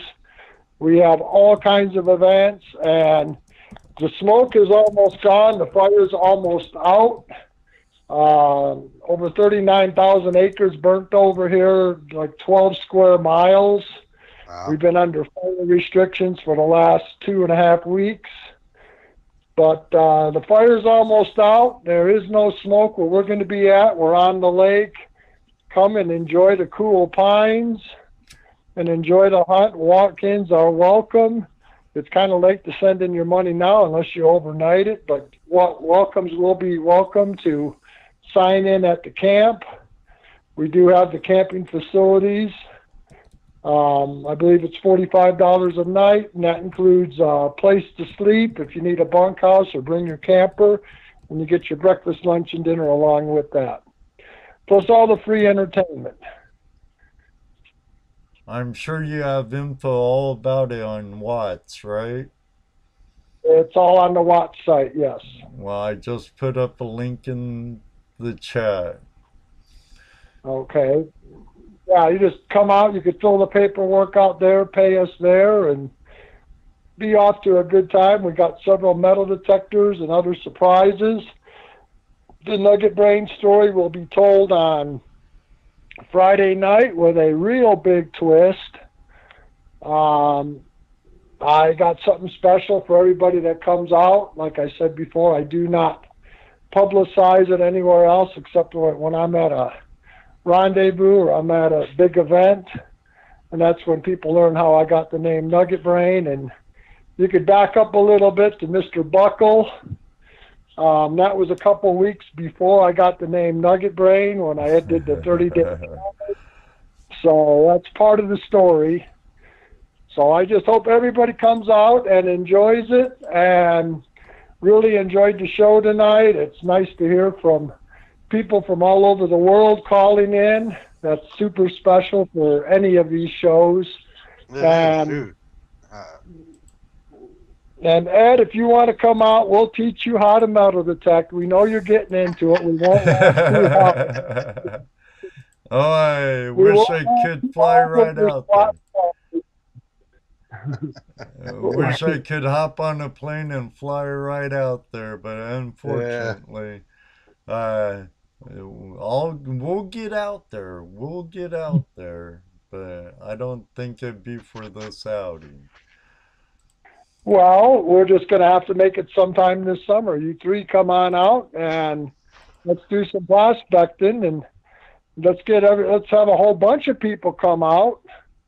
I mean, we got Jared over there in Utah. He could come over, and a whole bunch of other people. Let's just make a mini outing and do it one time to say we did it, and go on our merry your way. pan outing. Yeah, there you go. In the pan, watch Nugget Brain outing. and we'll even invite Dennis Dayton. Oh no! If you have to. If we have to, yeah. Love you, DD. What's really cool is I'm at work and my phone will start buzzing. I have different tones for different things on my phone. You know, I learned how to master tones. And if I hear a tone, I know it's this or that going on. And I get this one tone about 10 times a day. And I look to see, what's that? And here it is, Dennis Dayton, live in Alaska. Oh, yeah, I've been watching them all. Yeah, I've been watching them all week, too.